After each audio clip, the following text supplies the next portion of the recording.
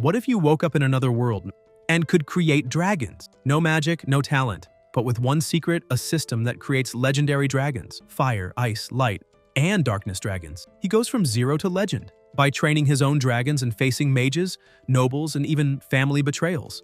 Magic Academy. But the more power he gains, the closer he gets to a dark secret. Not everything that shines is magic. From nobody to the legend of dragons. Start creating dragons today. In the Arandi Empire, in the Lanster Fief, at a school, the teacher told the children that today they would learn about mages. She said that meditation is very important, as long as a person can concentrate and that anyone can do it. Among the children, there was a slightly older boy. He wondered if that was really true. His name was Lynn Lanster. He felt a bit down, as it had already been 8 years since he'd entered preschool. Some brats his age had already become mages capable of being independent. However, he still couldn't even meditate. He looked at his hand, saying that if he wanted to discover the truth from that year, then he needed to become a sage-level mage. Suddenly, something hit his face. The children ran to him, apologizing because they had been distracted while practicing magic and got carried away. One child asked why Lynn didn't use a shield to block. Another scolded him, asking what he was talking about. Since unfortunately their young master hadn't even graduated from preschool, how could he use any kind of magic? The child who had cast the spell looked confused, asking why, if the Lord's magic was so powerful, Lynn was still a beginner. Another child said it was because the young master was an orphan adopted by the Lord. They began talking among themselves, wondering if a nameless street boy like that was worthy of being the Lord's heir. While they talked, the protagonist began to feel extremely offended for not having graduated preschool, for being an orphan, and for being called a street boy. The children went back to playing, and Lynn thought those brats really knew how to stab a person in the heart. Suddenly, a commanding and frightening voice asked one of the boys what he was babbling about. The boy started crying and could barely explain himself. However, the protagonist asked Carl to lower his sword. The knight looked confused and glanced at the protagonist, giving the children a chance to run. Carl told the young master that he must let him punish the children severely. Lynn stood up and said that even so, Carl couldn't use that kind of method. He asked if the sword the king had granted him was meant to be used against commoners. Carl was left speechless, then bowed and apologized, saying he wouldn't do anything foolish again. The protagonist said it was fine and decided to change the subject, asking why Carl was there. The knight shouted that he had almost forgotten the reason. He said the protagonist had received a letter from Oliver and should return to check it. Lynn was surprised to hear that because Oliver was the one who helped hide his real name the year his father had an accident. He was the benefactor who hid him there. Lynn returned to the palace.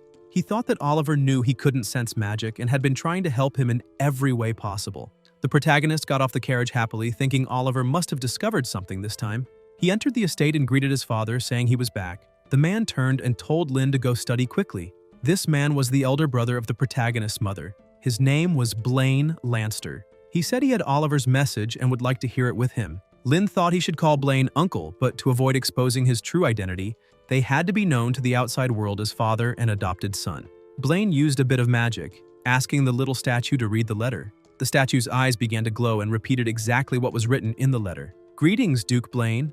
I was wandering and happened to stumble upon a peculiar magic book. Perhaps this will help Lynn awaken his magic." Suddenly, the book emerged from the small statue and flew straight into the protagonist's hands. He was surprised to see the book was made of animal bones and remarked that the material was indeed quite peculiar. However, even with the book in hand, he lowered his gaze, a bit disheartened, thinking that so many years had passed and no matter how much he tried, he couldn't awaken his true magic. This made him look at the book and wonder if this time he would succeed. Blaine, seeing this, tried to comfort him, saying that if he felt too tired, he shouldn't push himself too hard as not everyone could be a mage, let alone a sage-level one.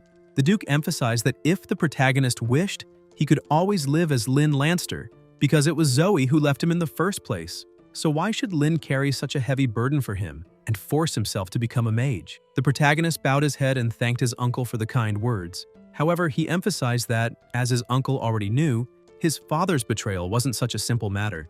Because before, if Lynn came home just 5 minutes late, his father would become extremely anxious and fly across the entire city looking for his son. However, now his father is trapped in the dragon territory, and unfortunately, he doesn't even know if he's alive or not.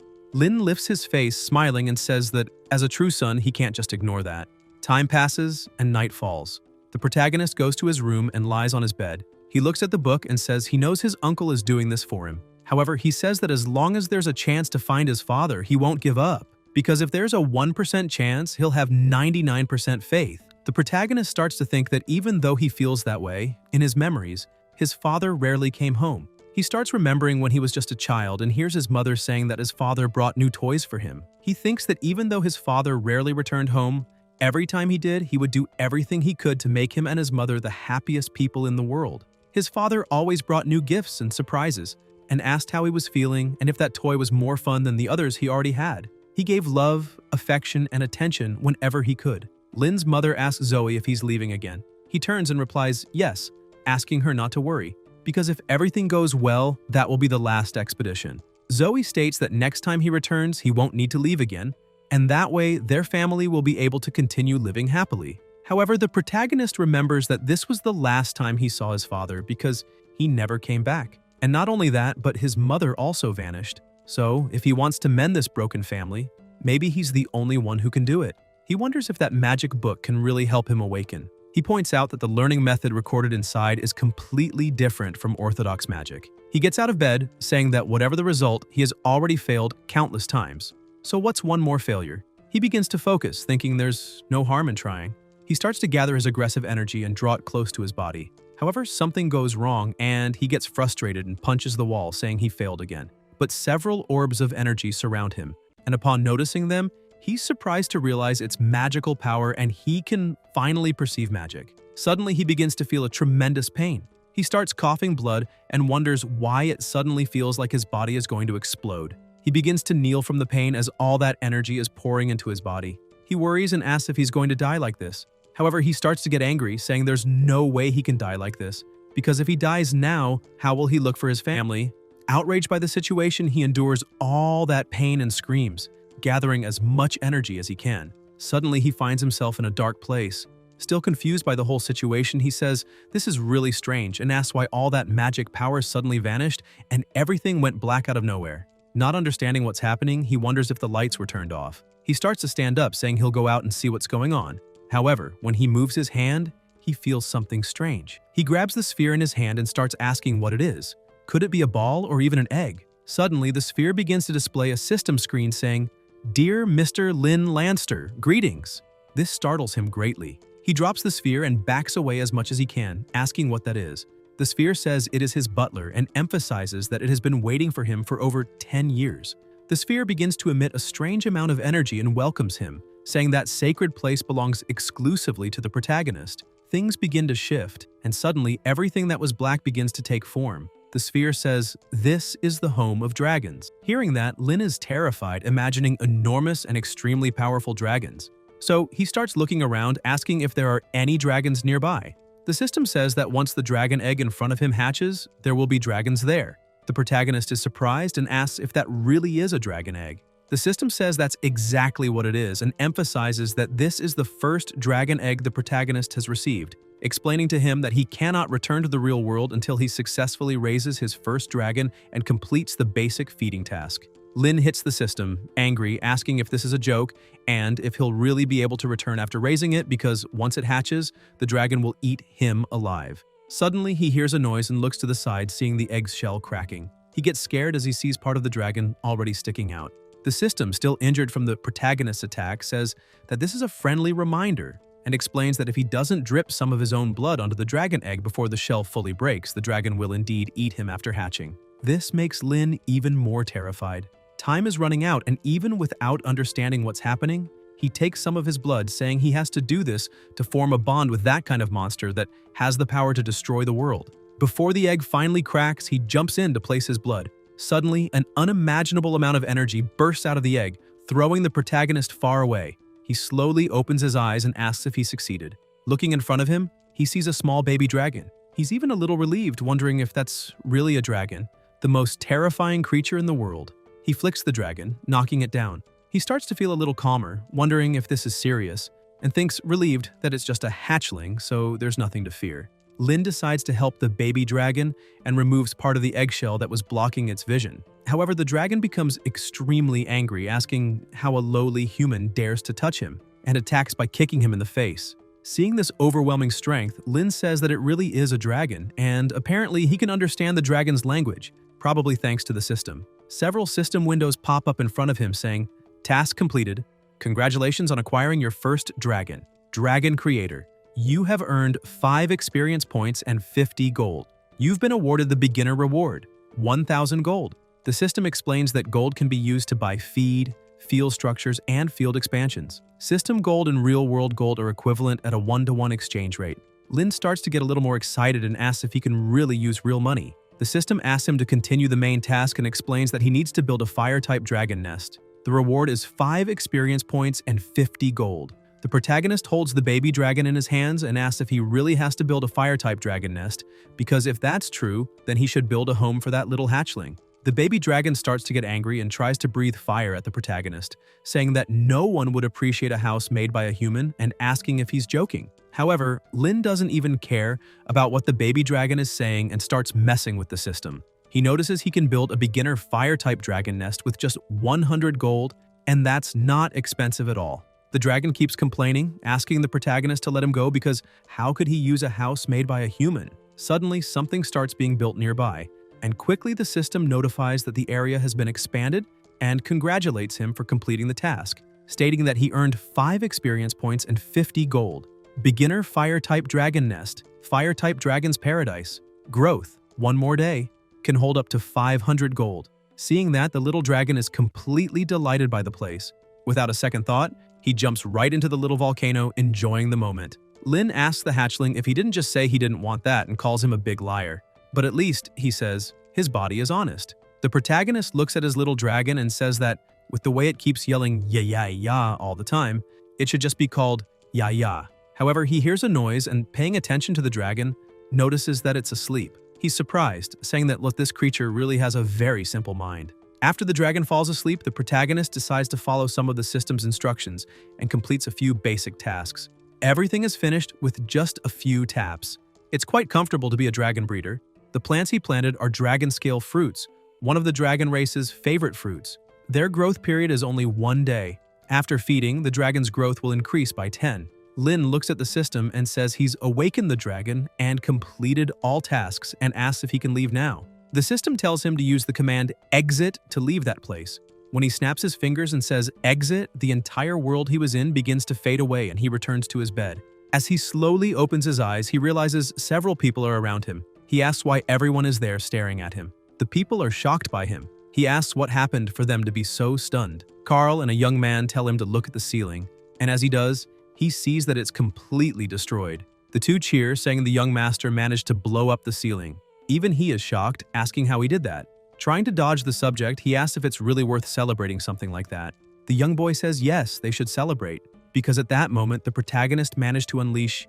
Blaine interrupts the boy, saying that Lin unleashed an extremely powerful amount of magical energy, so that truly came from him. Hearing that he actually did that, the protagonist is stunned. He looks at his hand and says he understands now. He can really sense magical power. He starts wondering if it's because of the magic book Oliver gave him. While the others celebrate in the back, he wonders why he entered a strange space right when he awakened his magic. The protagonist calls Carl and asks him to take a look at the book. He explains that he'd like the knight to try following the book's instructions for cultivation and report if he feels anything different. Shortly after, the protagonist says that neither Carl nor his uncle felt anything unusual after reading the book, so maybe only he can enter that mysterious space. And every time he tries to tell others about it, the system doesn't allow it. Furthermore, ever since he blew up the roof, whenever he tries to meditate, he ends up coughing blood. The system appears, warning that the dragon's level will be the limit of his magic level. Forcing it too much could cause the user's body to explode. Lin must quickly raise the fire dragon Yiya to level 1. Until the dragon reaches level 1, the user cannot use magic. After receiving this information, he realizes that all this time, it was the system that limited his magic power absorption. Frustrated with this situation, Lin tries not to return to the ranch. However, that damn butler invades his real life, even showing up outside the subspace saying that the food is insufficient and therefore the fire dragon Yiya's health dropped to -10. He tries to just keep eating and ignore that message, but the system starts yelling at him, saying that while maybe he can ignore his own basic needs, the hatchling is starving. The system questions what kind of truly qualified farmer he is. Aside from Lin, no one else seems to know about the dragon's subspace, or even the system. Blaine notices the protagonist seems a bit off, and asks why he's not eating. Lin tries to cover up and says he suddenly lost his appetite. One of the maids appears bringing another plate of food for him.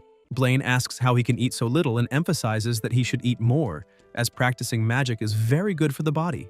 Lin thanks his uncle for the words, but the system starts laughing. Blaine goes on to say that he's already informed Oliver about the protagonist's magic awakening, and that he may come to take Lin to study at their magic academy, Sagrada. Lin is surprised and asks if he's really going to the Holy Iris Academy. The Sagrada Academy is the best magic academy in the Orande Empire. Oliver and the protagonist's father were both students there. Zoe was one of the most talented students in the entire academy. While relaxing in his room, lying on the bed and happy about the news, several warning messages suddenly pop up in front of him. The system notifies that the fire dragon Yiya's health has dropped below 10, and if the protagonist doesn't return quickly and feed it, then, if the dragon dies, the breeder will be reverted into a dragon egg as compensation for the loss of the ranch. Lin becomes desperate upon reading that and asks what kind of weird rule that is. After learning this, he has no choice but to feed the dragon every day. While the little dragon eats, Lin thinks it really has a huge appetite. He never imagined it would end up draining energy like that. He then thinks that maybe if the dragon eats and sleeps well, it'll level up faster, and that would prevent the little hatchling from developing anomalies. The protagonist flicks the dragon on the head again, making it angry, yelling for the bro not to hit its head. The dragon tries to hit him back, saying it's getting stronger. The system appears and says the protagonist is becoming more and more of a qualified breeder. Lin says he's also becoming more and more like a wolf in sheep's clothing. The system says it doesn't matter what the ranch master says, but just reminds him that it was thanks to them that he finally managed to perceive magical power. Lin looks at the system and asks if it's really thanks to it that he can feel magic. The butler says yes, and emphasizes that it can give even more. The protagonist asks what that means. Suddenly, the place starts changing, and the butler says that the fire dragon, Yiya, has successfully reached level 1. And with that, the protagonist has unlocked the magical training room. The butler asks why he doesn't try the first lesson inside the training room. As soon as he enters, the first thing he must do is the meditation balance board. Lin tries to balance, saying he won't fall the moment he loses concentration. So how is he supposed to concentrate and meditate? A timer appears, and after 5 seconds, the butler warns that time's up and the meditation failed, so he'll now drop the hammer of retribution. The hammer starts falling with 40 tons. The protagonist is extremely scared, saying that's brutal. However, the hammer hits him in the face, hurting him. But before he falls, something grabs his foot and pulls him back onto the board. He's confused, not knowing what the hell is going on. The butler says that unless he successfully meditates, he'll never be able to leave the balance board. And if he fails to meditate for 5 seconds, the hammer of retribution will be released again. Seeing he has no way out, he tries his best to focus and asks the system if it's trying to train him or kill him. However, 5 seconds pass and he can't concentrate. This time, 80 tons hit him. This happens over and over until finally, he starts to focus, and the butler congratulates him for completing the training, stating that he has just leveled up. With his face all bruised, he smiles, because he's now at level 1. Sometime later, he goes into the forest and says it's been 7 days of hard training, so he should now be able to experience all that power. He activates his magic perception, and magic begins to surround him. Lin tries to use his power, but only a small fireball comes out. He looks at his hand, asking why it's so small. He quickly puts it out, saying it's embarrassing. Thankfully, no one is around to see it. However, when he looks to the side, he sees little Jack standing there. Jack runs off, shouting that the young master can use fire magic. The protagonist is so embarrassed, he yells for him to shut up and not tell anyone something so humiliating. However, a small attack shoots toward Jack, but he manages to dodge. Lin is surprised, wondering if it's just his imagination or if the fireball got a bit stronger. The butler appears and says Lin should pay attention as the power of magic is affected by the farmer's proficiency. The protagonist gets excited and asks little Jack if he wants to try again, but the boy starts crying, screaming for him to stay away. Lin's peaceful days in that small fief came to an end, marked by Jack's joyful screams. After Oliver received Blaine's letter, he sent back an acceptance letter from the Sacred Academy. Lin was overjoyed and hugged his uncle with all the love in the world. Because of that, all the villagers looked at him warmly, wishing him good luck and asking him to take care of himself as much as possible. And with that heartfelt farewell, Lin Lanster finally stepped onto the road for the first time to become a great mage. It takes about a month by carriage to travel from the fief to the academy. During the day, Jack would guide them to the academy, and at night, the protagonist would go to the ranch to train and raise his dragons. Without even noticing it, the little dragon kept getting bigger. Yiya was now a bit annoyed, staring at the protagonist. Lin asks why Yiya is looking at him like that. Currently, the little dragon's stats are Level 3, Skills Dragon Breath, Dragon Power, fire magic immunity, magic bite, fireball, shield, habitat, small fire dragon nest. A red message appears saying the situation is critical due to overcrowding. Exit, 10 gold coins per minute. Growth value, 3 out of 500. Health value, 100 out of 100. Suddenly, the dragon attacks the protagonist, saying it wants a new habitat.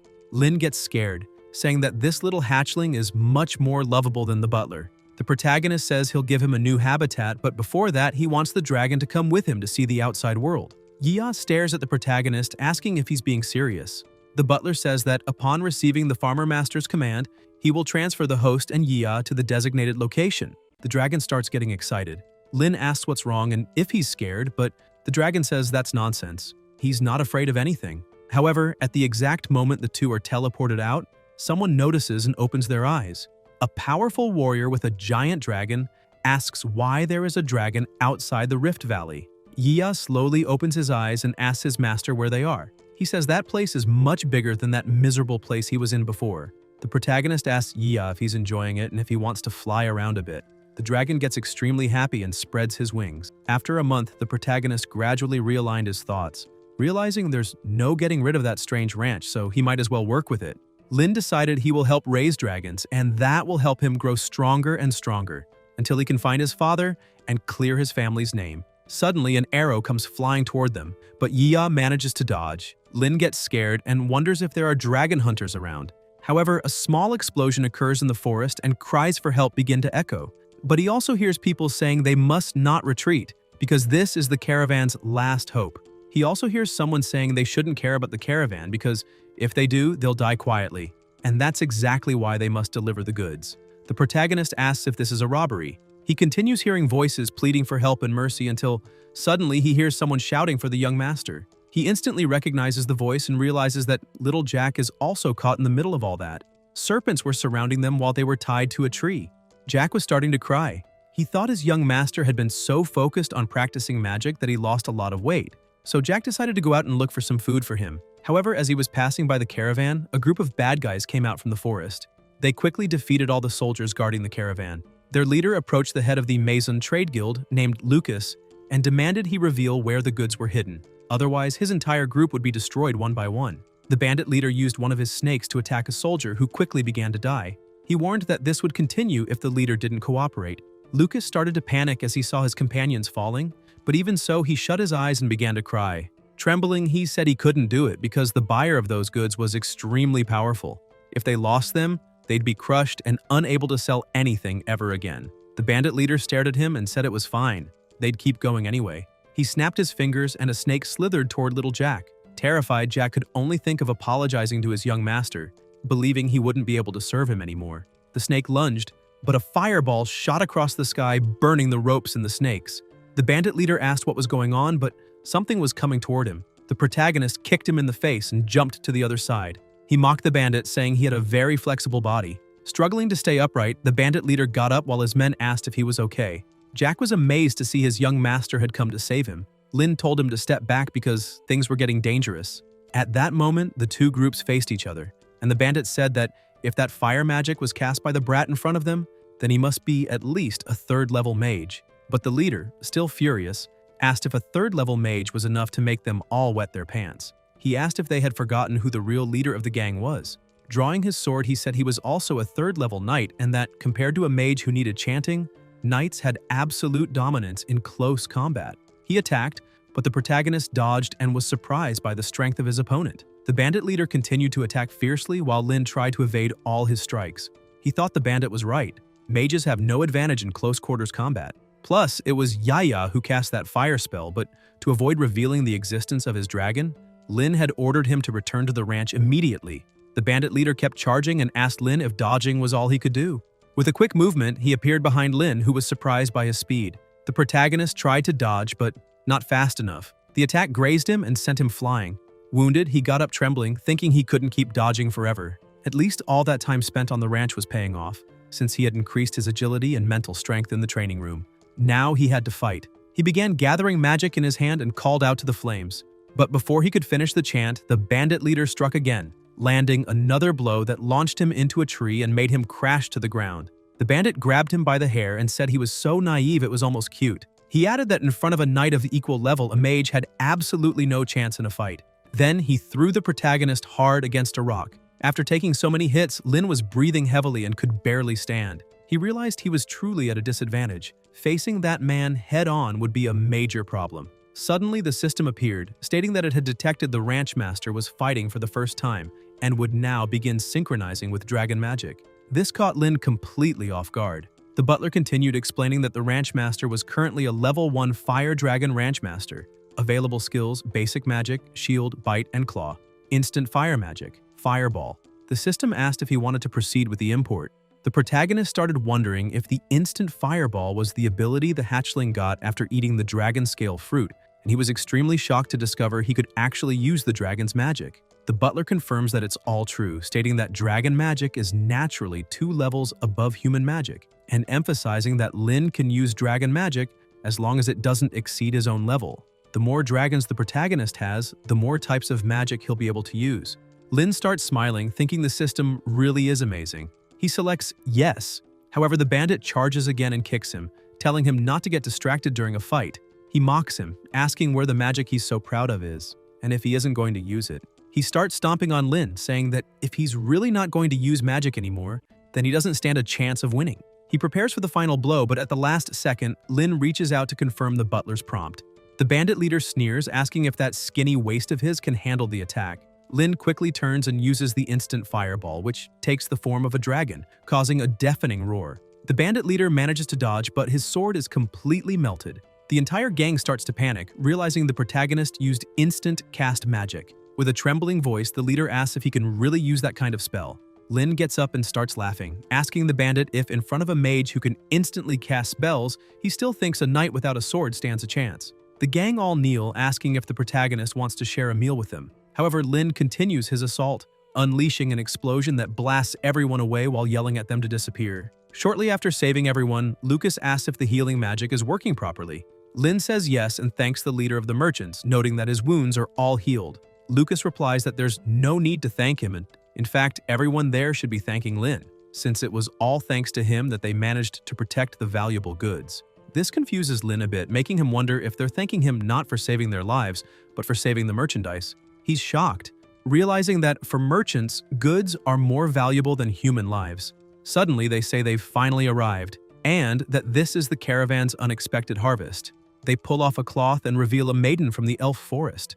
An alpha was tied up, being treated like a product. The moment Lin sees her, he's stunned, since that species has been extinct ever since dragons destroyed the world, the life form most similar to humans. Those are the elves. The merchant leader starts laughing, saying no man could resist that. Such an adorable child, and tells Lin to accept it. Lin starts getting irritated. Lucas hugs him, saying that they're all men there, so there's nothing to be ashamed of. He gets even closer, saying he wants to share something, and explains that when they found the elf, everyone was enchanted. She only looked scared and had no injuries, but the mercenaries around her might have died protecting her. After all, something that beautiful could be sold for at least 1 million gold. Moreover, he says that this isn't just a thank you gift for Lin, but also a sincere invitation to join the Maison Trade Guild. Lin asks if that's really an invitation. The guild leader says yes, adding that the guild recently faced a major crisis, and if they had a few more geniuses like Lin, who can instantly cast magic, the trade guild could grow stronger. Lin walks toward the cage holding the elf and thanks Lucas for the gesture. He uses his fire magic to burn the ropes binding the elf. Lucas panics and asks what he's doing. Lin begins breaking the cage, saying that merchants who treat life as merchandise are unacceptable to him. Lucas gets nervous and asks if Lin knows how valuable that item is.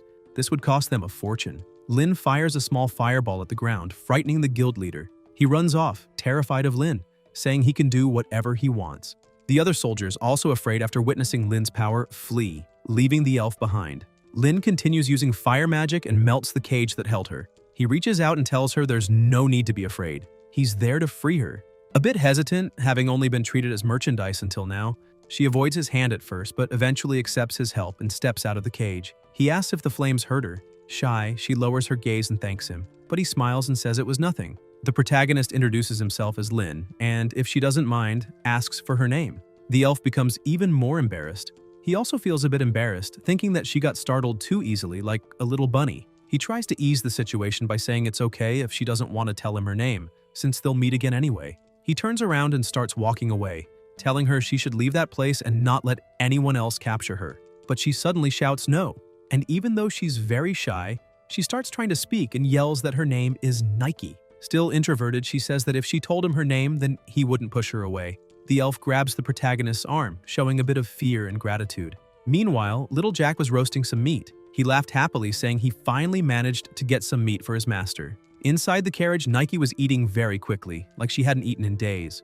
Lynn gets startled and tells her to slow down or she might choke. He asks if she wants some water, and the elf is surprised, quickly taking the cup from his hand and starting to drink. He then asks why, after finally gaining her freedom, she chose to stay by his side instead of returning to her clan. Nike becomes a bit sad and with tears in her eyes starts explaining that she can't go back. She says it's because she was too playful and got lost in the forest, and by the time she found her way home, her clan had already vanished and the village had been destroyed with humans everywhere. The humans were angry because the elves had been there just the day before. However, one of them said they shouldn't keep complaining and should search a bit more around because even finding a single elf could bring in a lot of money. Suddenly, one of the soldiers heard a noise and looked to the side, seeing a flower basket. Nike began running through the forest as fast as she could, thinking how the chief of her clan had already warned that once they won, humans were to be avoided. But she got a little careless and tripped on a rope left as a trap. When she looked back, it was already too late, and that's how she got caught. That's why she desperately tried to escape and find the members of her clan. But no matter how many times she tried to run, she was always captured in the end. While telling her story, she trembled, cried, and kept her head down because her whole life, her family, and her home had been completely destroyed and taken from her by force. The protagonist becomes extremely angry hearing this and slams the table, calling those people nothing but bandits. The elf is startled by his anger, but he quickly calms down and says that anger wasn't directed at her. A bit awkward, he admits he's also human and asks if she's afraid of him. But Nike says no, which surprises him. She emphasizes that he is her benefactor. She remembers that he said merchants treat life like merchandise and that he wouldn't accept that. That's why she believes he's different from the bad men. Lynn looks at the elf a bit embarrassed and says it was nothing, adding that since she feels that way, she can follow him for now. And if they find clues about the whereabouts of the elf clan, he'll help her return. Nike smiles happily and thanks him. He explains that he's heading to the academy now, but only staff are allowed to stay on school grounds. The elf starts getting excited, and he says that if she doesn't mind, she could pretend to be his maid. Upon hearing that, she goes silent, begins to tremble, and even stammers, saying her grandfather once told her that maid is an extremely dangerous word, but still she believes she can do it. Lynn gets flustered and shouts that she's getting the wrong idea, stressing that he won't make her do anything weird, and explains that all she needs to do is call him young master and change her clothes. He also says that as for everyone else, she doesn't need to worry about them. This calms her down and she starts smiling again, saying it's fine, calling him young master. Lynn breathes a little easier, thinking that apparently everything's cleared up now. He turns and starts leaving the carriage, saying it's already getting late and that she should sleep inside the carriage that night, while he'll sleep outside with little Jack. As soon as he steps out, Jack asks why his master left the carriage. He asks if he's not welcome there. Little Jack says he's always welcome, but just can't understand why he'd make that choice, since a beautiful lady is right there inside the carriage, and yet he still wants to sleep outside. The protagonist gets a bit annoyed and tells him to stop saying things like that. 3 days later, they finally arrive at the May and Holy Iris Academy. Jack says they've finally made it. As they get out, Lynn remembers that Oliver had said he would tell him more about the book made from dragon bones once they arrived at the academy. He begins to wonder if Oliver already knew there were dragons inside the book when he sent it. Suddenly, the butler appears, saying that it has detected the host's arrival at the Holy Iris Academy. He tells him to explore the academy to find quest clues and unlock the water dragon egg. Lynn is surprised to learn that there are other dragons. The butler tells the farmer not to be so dismissive and asks if having more dragons wouldn't make him stronger. The protagonist asks if he can really get stronger. The system says yes, and emphasizes that the farmer has only hatched one dragon egg so far, and that his current status is Farmer Lynn, first-class mage level, total unlocked species, 1. The butler explains that as long as the farmer continues to complete missions and unlock the 6 dragon egg types, fire, water, wind, earth, light, and darkness, then he'll gain affinity with all magical attributes.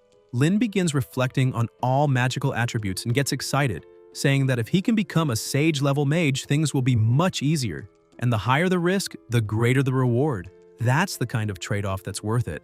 Excited to discover he can get even stronger and master all magical attributes, he starts heading toward the academy. He looks back and tells little Jack and Nike to wait for him. because the young master will return triumphant. Little Jack excitedly wishes his master good luck, while the elf, overjoyed with everything, says everything will be all right. Inside the school, everything ran on magic. Students receiving deliveries, others learning how to cast spells. Seeing all of it, the protagonist says this is exactly what he expected from a magic academy. He approaches a statue and stares at it. Suddenly, someone calls out to him saying that Associate Dean Oliver is away on business and won't be there for a while. He turns and looks at the man speaking to him. The man explains that Oliver made an exception for him, but the academy has a tradition and he'll need to follow him for the entrance test. Lin smiles and says he has no problem with that.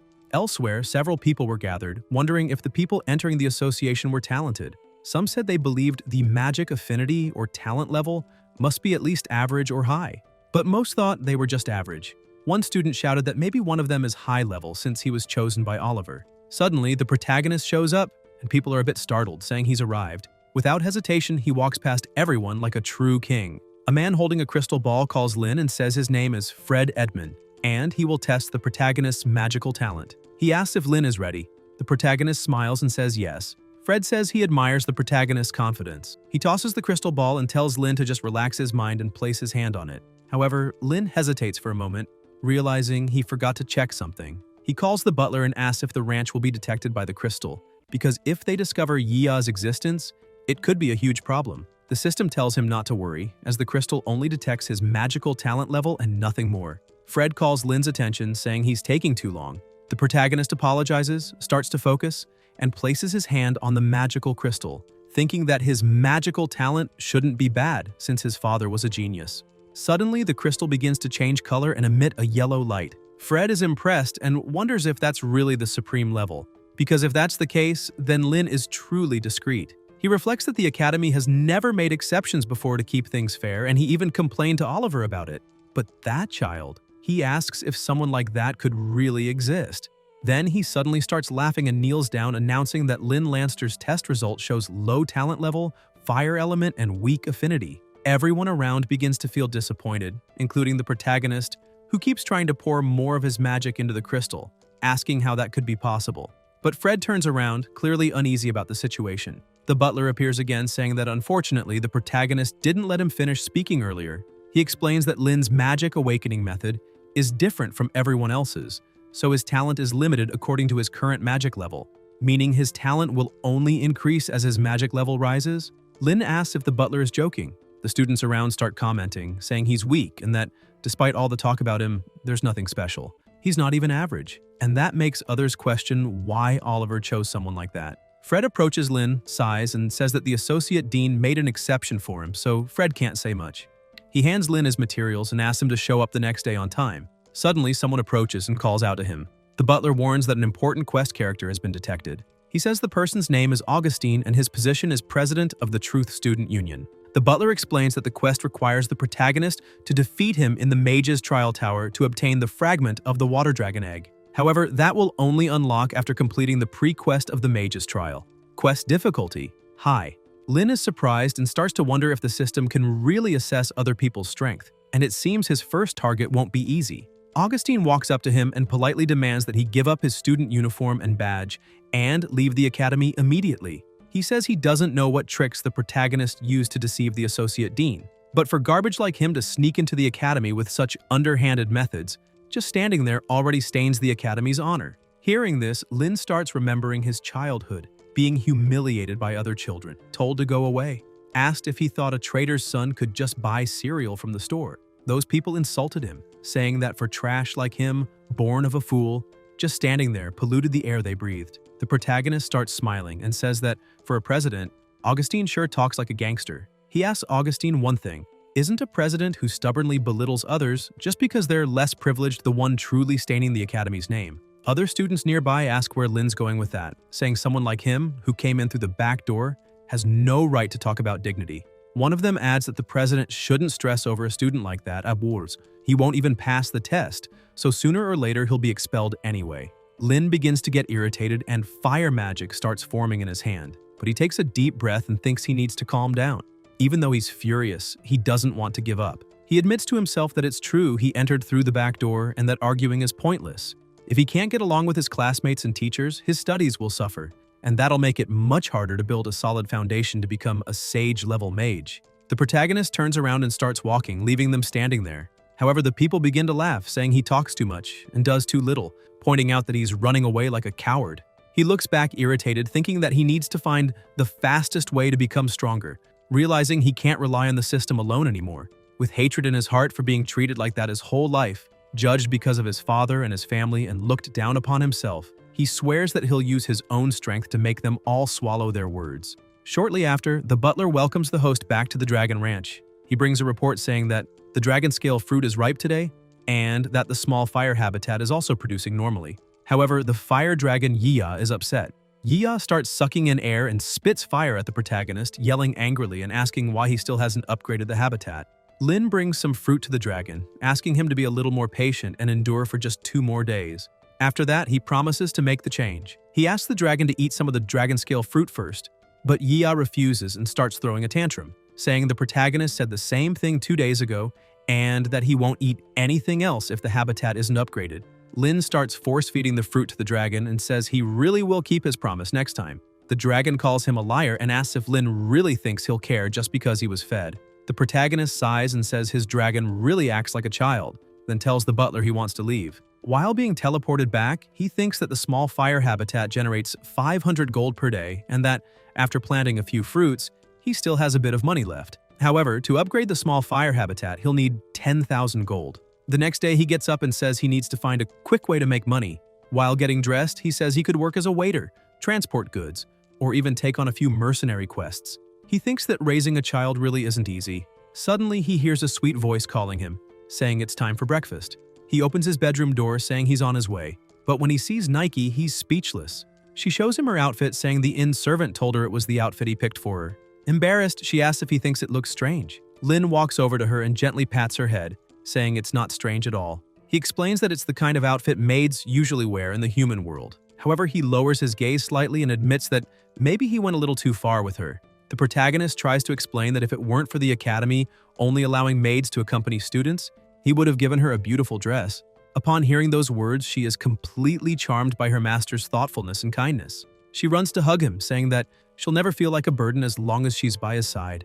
Lin wonders what Nike radiates, a pure essence of the forest. He looks at her and says it's all right, adding that they'll head to school after they finish getting ready. Once he arrives at the school, he thinks that the entrance exam he took the day before made him famous across the academy. A man sitting at a desk asks if he's Lin Lanster, and the protagonist says yes. Though visibly annoyed, the man approves him. Lin thinks that although their attitude was terrible, none of them tried to make things difficult. After approving him, the man throws a paper at him, saying everything's ready and that he just needs to take it to his assigned classroom, which is in the construction zone, Section 1B. Once there, he needs to introduce himself to the teacher. Lin follows the instructions and heads to his class, and everything was going smoothly, except for the teacher. As soon as he enters the room, the teacher slams her desk, yelling at him to stop and demanding to know who let him in.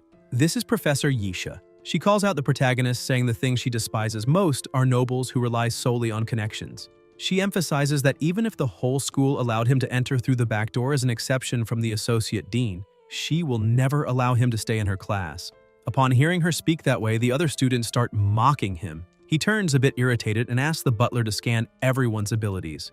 The system appears, saying it will do so immediately, and a few seconds later reports the results. Kalu, first-class freshman mage; Shua, second-class freshman mage; Lucerne, first-class freshman mage; Yummy, first-class freshman mage. The protagonist starts to smile and wonders if there really isn't anyone stronger than him there, questioning how an academy of this level can be teaching people so ignorant that they enjoy ridiculing others. He turns to the teacher and asks what the subject of the class is. She's surprised to see that he's still there and asks what he's talking about. He looks at her and says that she doesn't want him in class because she's afraid his lack of talent will affect it. But if he proves that he can outperform every student in the room, then that should mean he has the right to stay. The students continue mocking him, asking how he thinks he'll do better than them. Another explains that the class is about potions. Lucerne says it all depends on someone's level. The higher the level and the better the mana stability, the purer the potion. Yisha, silently watching Lin, says this is very interesting. She says he's quite confident and asks if he's willing to raise the stakes. She says she'll give him a chance, explaining that in 1 week they'll have a potion class test. If he comes in first place, she'll allow him to stay. However, if he doesn't, he'll have to leave the school and never set foot there again. That offer leaves the protagonist a little uneasy. He begins to think that if he loses for any reason, he'll be expelled, making this a very serious bet. The teacher continues to look down on him and with a firm gaze asks what he thinks and if he's going to accept the challenge or not. The system appears announcing that the main quest, Water Dragon Egg Yisha's Bet, has been activated. Win condition, place first in the potion exam. Difficulty, low. Rewards, Water Dragon Egg Fragment +1. Total fragments needed to obtain the Water Dragon Egg, 10, plus 20 magical experience. Lin is surprised and wonders how he could have forgotten for a moment that he still has the butler, because as long as the quest is recorded, the mission is doable. On top of that, there are rewards. Now much more confident, he looks at the teacher and says he accepts the bet and all she has to do now is wait and see the result. He starts walking out of the room while Yisha watches him, thinking that the boy still acts that way even after getting scolded. She thinks that not only did he choose not to rely on the dean, but he's also trying to prove his worth in a dignified way. That makes her reflect and wonder if the rumors about him are wrong. She keeps watching him and thinks that this is all very interesting and that things are starting to get much more exciting around here. Despite her strict demeanor, she thinks about his name and hopes he'll stay and surprise her again. Shortly after, in the Academy's library, the protagonist is extremely excited and impressed with the place. He says it's no wonder people say that the LS Academy Library is the most breathtaking place in the Empire because it's truly grand. He starts walking through the place and looking at the shelves, saying there must be many books about magic potions there. While searching for his books, two students show up and say that's Lin, the loser who got into the academy through the back door. They ask what he's doing there. Another student says that if he's not mistaken, this is the class time for first years, so maybe Lin got kicked out for being too dumb. They keep mocking him, saying it's shameful for the whole school. The protagonist starts getting annoyed and turns to them, saying that clearly they do know how to talk big. Suddenly, a woman arrives and scolds the two students, saying they should be ashamed. The two look startled. She says upperclassmen shouldn't act like that and reminds them they're third years and still haven't learned that bullying is forbidden in the library. She warns that if they don't shut up immediately, she'll personally make sure their credits are deducted.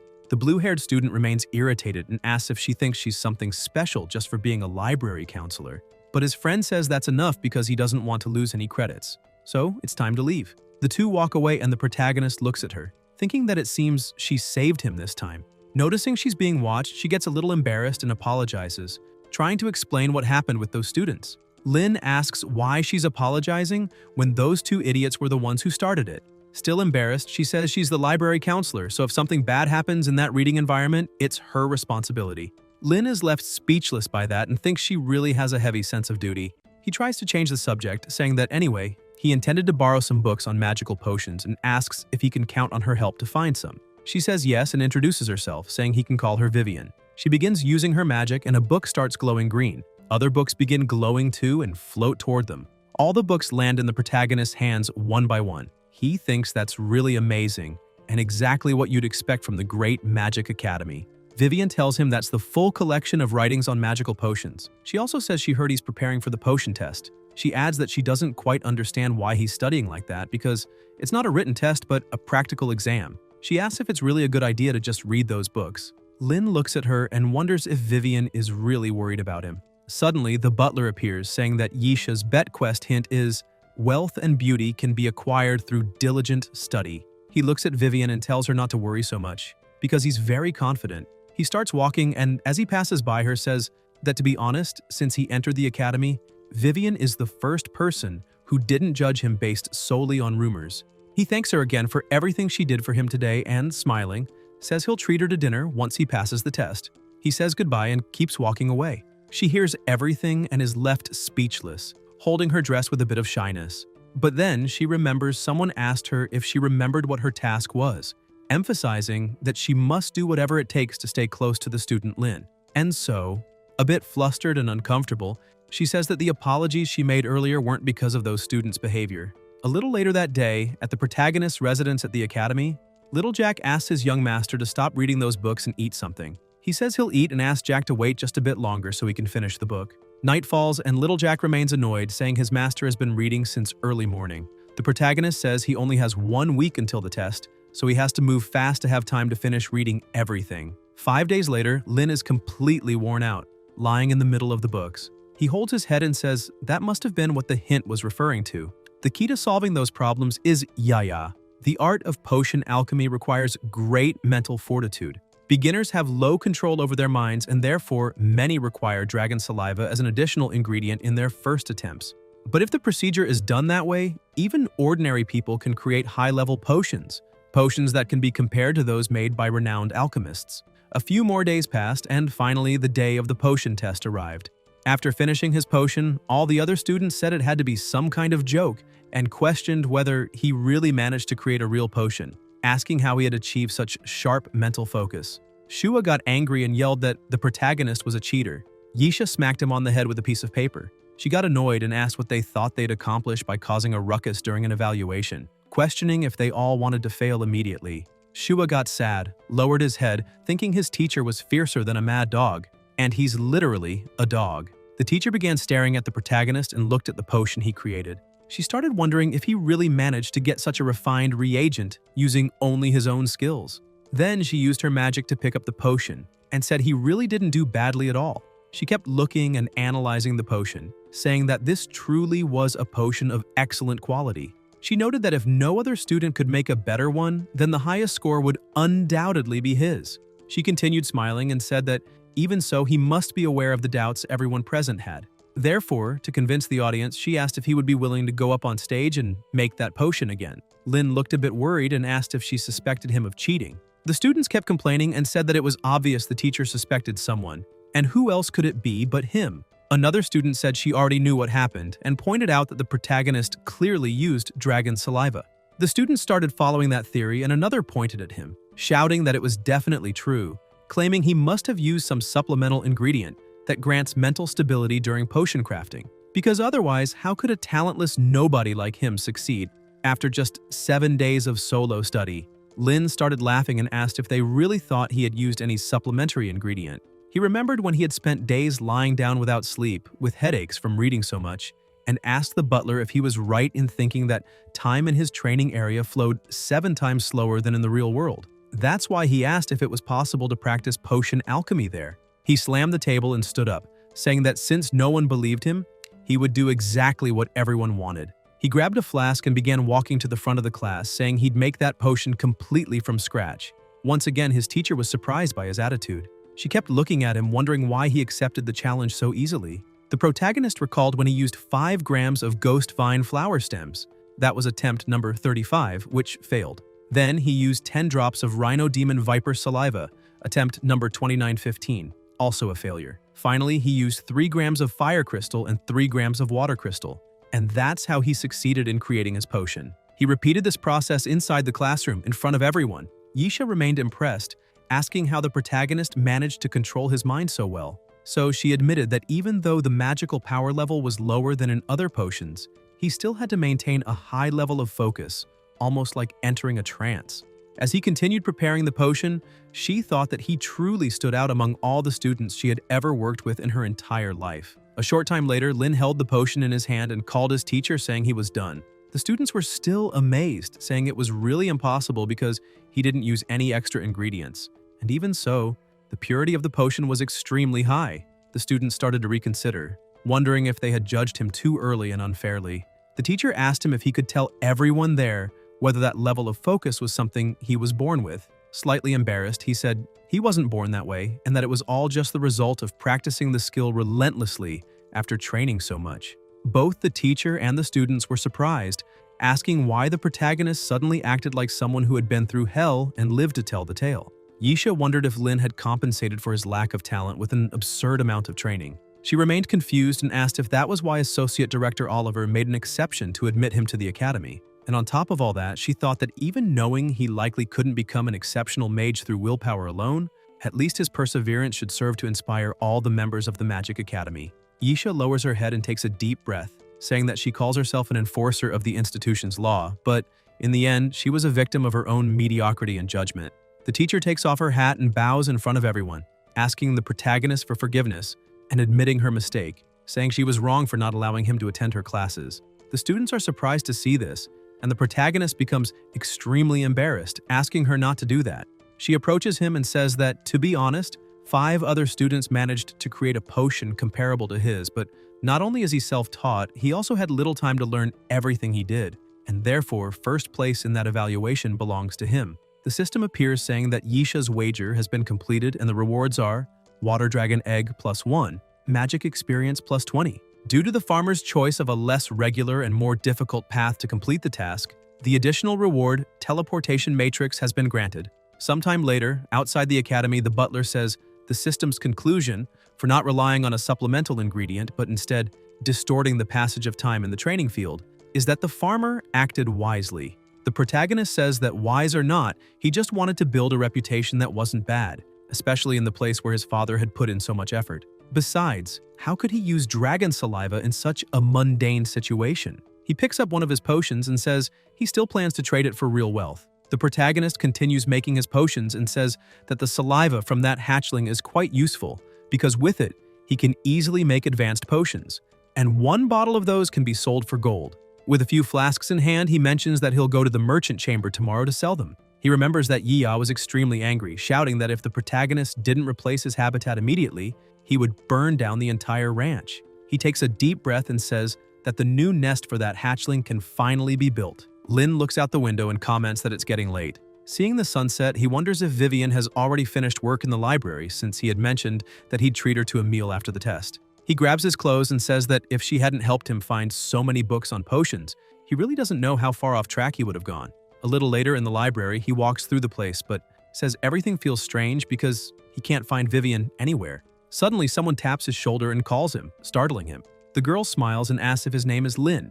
The protagonist steps back and says yes, asking if there's a problem. The girl steps closer and says that student Vivian is behind the school building and that, on top of that, she's getting ready to confess to him. The protagonist becomes very embarrassed and asks what she's talking about, but the girl tells him not to act that way and starts pushing him, saying that even if he plans to reject her, he should say it to her face. Lin asks the student to stop pushing him and suddenly the butler appears saying that the main quest, Water Dragon Egg, Vivian's bridal carry, is active. Conditions to complete: be carried like a princess by Vivian. Quest difficulty: low. Rewards: Water Dragon, Egg Fragment +1. Fragments collected so far, 1 of 10. Magic Experience +20. Lin stares at the quest, not understanding what kind of nonsense this is. He gets irritated again and hits the system, swearing, asking why it's giving him this kind of stuff at this hour. The girl gets confused seeing him making gestures and talking to himself. She says he'd better hurry because she heard Vivian will stay there until he shows up. She releases a bee from her hand and tells the protagonist to follow the bee as it will guide him to the location. Lin starts getting a bit more serious and thinks that something very strange is happening because he and Vivian only met once, and even if they talked for a long time, it wouldn't be enough for her to be confessing to him. Compared to the previous quest, this one seems like a huge joke. The butler announces once again that the second main quest is in progress, Vivian's bridal carry. Lin starts analyzing and thinks this isn't as simple as it seems. Suddenly, he hears a scream and begins running desperately, wondering if the scream could have come from Vivian. However, as he approaches the source of the sound, he realizes something strange is going on. The area is filled with an unusual concentration of energy. He keeps looking at the place and gets closer, questioning why such a place exists within the academy. He walks up to a structure that contains some kind of portal. The portal states that Vivian Mason has entered, awaiting the second participant. The protagonist is confused, wondering why Vivian entered and why a second participant is required. He stands in front of the portal, puzzled, as someone hidden begins preparing to attack. Suddenly, he's struck from behind, hard enough to push him forward. As he tries to turn to see who attacked him, he falls into the portal, asking what exactly is happening. A message appears. Lin Lanster has entered, initiation of approval beginning. The woman who attacked him also enters the realm. A mouth appears in her hand, laughing, and she begins to transform, saying that when he was bullied by the seniors, no one defended him. Still, he entered through the back door and everyone called him trash. So why? Since she loves helping him, she'll make sure to help him to the very end. And for that reason, the two of them can fall into despair together. On the other side of the portal, Lin is thrown out and lands on the ground in front of a huge spiked trap. As he gets up and looks ahead, he sees Vivian bound by magical chains. He asks what exactly is going on, but her mouth is sealed. He hears a noise behind him and turns to find a gigantic monster. Just its roar nearly sends him flying into the spikes. He begins assessing the situation, wondering how a magical beast could be there. The monster charges at him, and he realizes he must dodge at all costs. If he freezes because of the creature's aura, he'll die. At the last second, he manages to leap, avoiding the fierce strike. Seeing the destruction the monster caused on the ground, he notes that the beast is extremely strong. but he's also surprised since he didn't expect to be able to jump that high. Then he remembers that thanks to completing Yisha's wager, he received rewards: a water dragon fragment and 20 magic experience points. After earning those points, he became a second-rank mage. However, he hadn't expected his physical abilities to improve so much from just one level up. Realizing this, he becomes more confident and thinks he should be able to fight the beast. The monster attacks again and he dodges, noting its incredible speed. He avoids another strike. The monster keeps attacking and he keeps dodging, thinking it's great that his body can match the wolf's speed. He starts gathering his flames, thinking his attack will be effective. He aims at the wolf and uses the instant fireball, launching a powerful blast that hits the beast and throws it into the spike trap, nearly destroying everything. He celebrates, realizing his attack was indeed effective. However, the chains binding Vivian begin to break, and as a result, she starts falling toward the spikes. He's desperate because he won't be able to save her. However, some of the chains were still enough to hold her in place. Still worried but slightly relieved that she didn't fall, he becomes irritated, thinking that he was so focused on the fight that he completely forgot about her life. He starts wondering why she began falling and suddenly realizes that the wolf had destroyed some of the spikes, yet it's still alive. That means every time a spike is destroyed, Vivian descends a little further. The protagonist becomes distressed, because if he doesn't get rid of the spikes, how can he possibly save her? Suddenly, he gets an idea. He thinks about going to get help. He shouts for her to wait for him, saying, "There are many advanced wind mages at the academy, and surely they'll be able to save her." She can't say anything, as her mouth is still sealed, and only tears can be seen streaming down her face. Lin thinks he just came from that place, the same one where the magical beast appeared. He turns to look at the portal, but there's nothing there anymore. He's confused, wondering why the portal no longer exists and whether the entrance has truly vanished completely. This throws him into despair as he asks himself if he and Vivian are really going to be trapped there. He remembers that the woman at the library said Vivian was preparing to confess to him. The protagonist wonders if the whole thing was a setup, since the person who pushed him into the portal seems to be the same girl he saw in the library. Still confused about the situation, he starts questioning why someone would do something like this and what they would gain by trying to kill them. He tries as hard as he can to come up with a way out, but he can't find any and wonders if he should call Yia. However, he's also unsure if that's a good idea, since he doesn't know whether Vivian would be able to keep the secret. While lost in thought, the monster behind him gets back up and charges to attack again. But he's so irritated that he turns around furiously, tells the monster not to bother him, and attacks back, launching it far away. A butler appears, congratulating him for defeating the Phantom Wolf and informing him that he's earned 1 magic experience point. Lin asks what a Phantom Wolf is. The system replies that the question is outside the ranch's jurisdiction, so he'll have to figure it out on his own. The protagonist gets angry and yells at the butler, saying he can't just leave at a time like this. Suddenly, he notices something next to him. A small amount of energy begins to flow from the monster and toward Vivian. He asks if that's really what he thinks it is. Vivian looks a bit frightened as she sees it approaching, but the protagonist wonders if this is really how it works. That purple thing starts getting closer to Vivian, pulling her a little nearer. The protagonist thinks that every time a thorn breaks, Vivian drops a bit lower, and that each wolf he defeats moves her closer to the safe area where he is. Suddenly, he looks back and sees 2 wolves appear at the same time. He yells that this can't be happening, and wonders if every wolf he defeats will automatically split into 2. He starts questioning whether this kind of design is some sort of mechanism until he begins to remember something like this written in the student manual. Third-year students and above can enter a trial realm and have a battle simulation with demonic beasts. The instructor will configure a passing mechanism based on the evaluation content, and once passed, you'll be automatically transported out. The 2 wolves begin to attack. Lin gets ready for combat, annoyed because he didn't read the material thoroughly at the time, so that's all he remembers. And the reason the wolf's name has the word Phantom in front is because this is a trial realm for upperclassmen. He continues fighting the 2 wolves and thinks that, judging by the current mechanism's design, the key to passing this trial is to save Vivian. He defeats 1 wolf and gains another magic experience point. He thinks it's not so bad and decides to keep fighting with everything he has. The wolves keep multiplying and he keeps using everything he has to win. The battle between them doesn't stop for a second, and he steps back thinking he can't keep killing them like this. Each one he kills splits into 2, and he won't be able to handle that many using only the fireball spell. If it keeps going this way, even if he isn't bitten, he'll end up being pushed off the cliff. One of the wolves attacks, and he remembers that when he inherited Yia's magic, besides the fireball, there were 3 other basic spells he could use.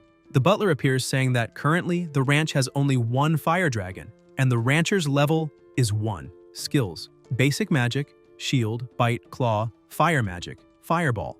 The system asks if he wants to proceed with the import. The protagonist activates his shield and manages to block the bite. However, the wolf's bite is very strong and manages to pierce a bit of his shield. Seeing he won't be able to hold it much longer, he pushes the wolf off, throwing it down the cliff, saying that this really doesn't end. He activates Claw and starts attacking the monsters at the same time. However, he's still exhausted and thinks that even though Claw can seriously injure the wolves, it still can't solve the biggest problem. The system notifies once again, congratulating him for defeating a phantom wolf and noting that he gained 1 magic experience point. He starts to ask why he got a point of experience since he clearly didn't kill a wolf just now.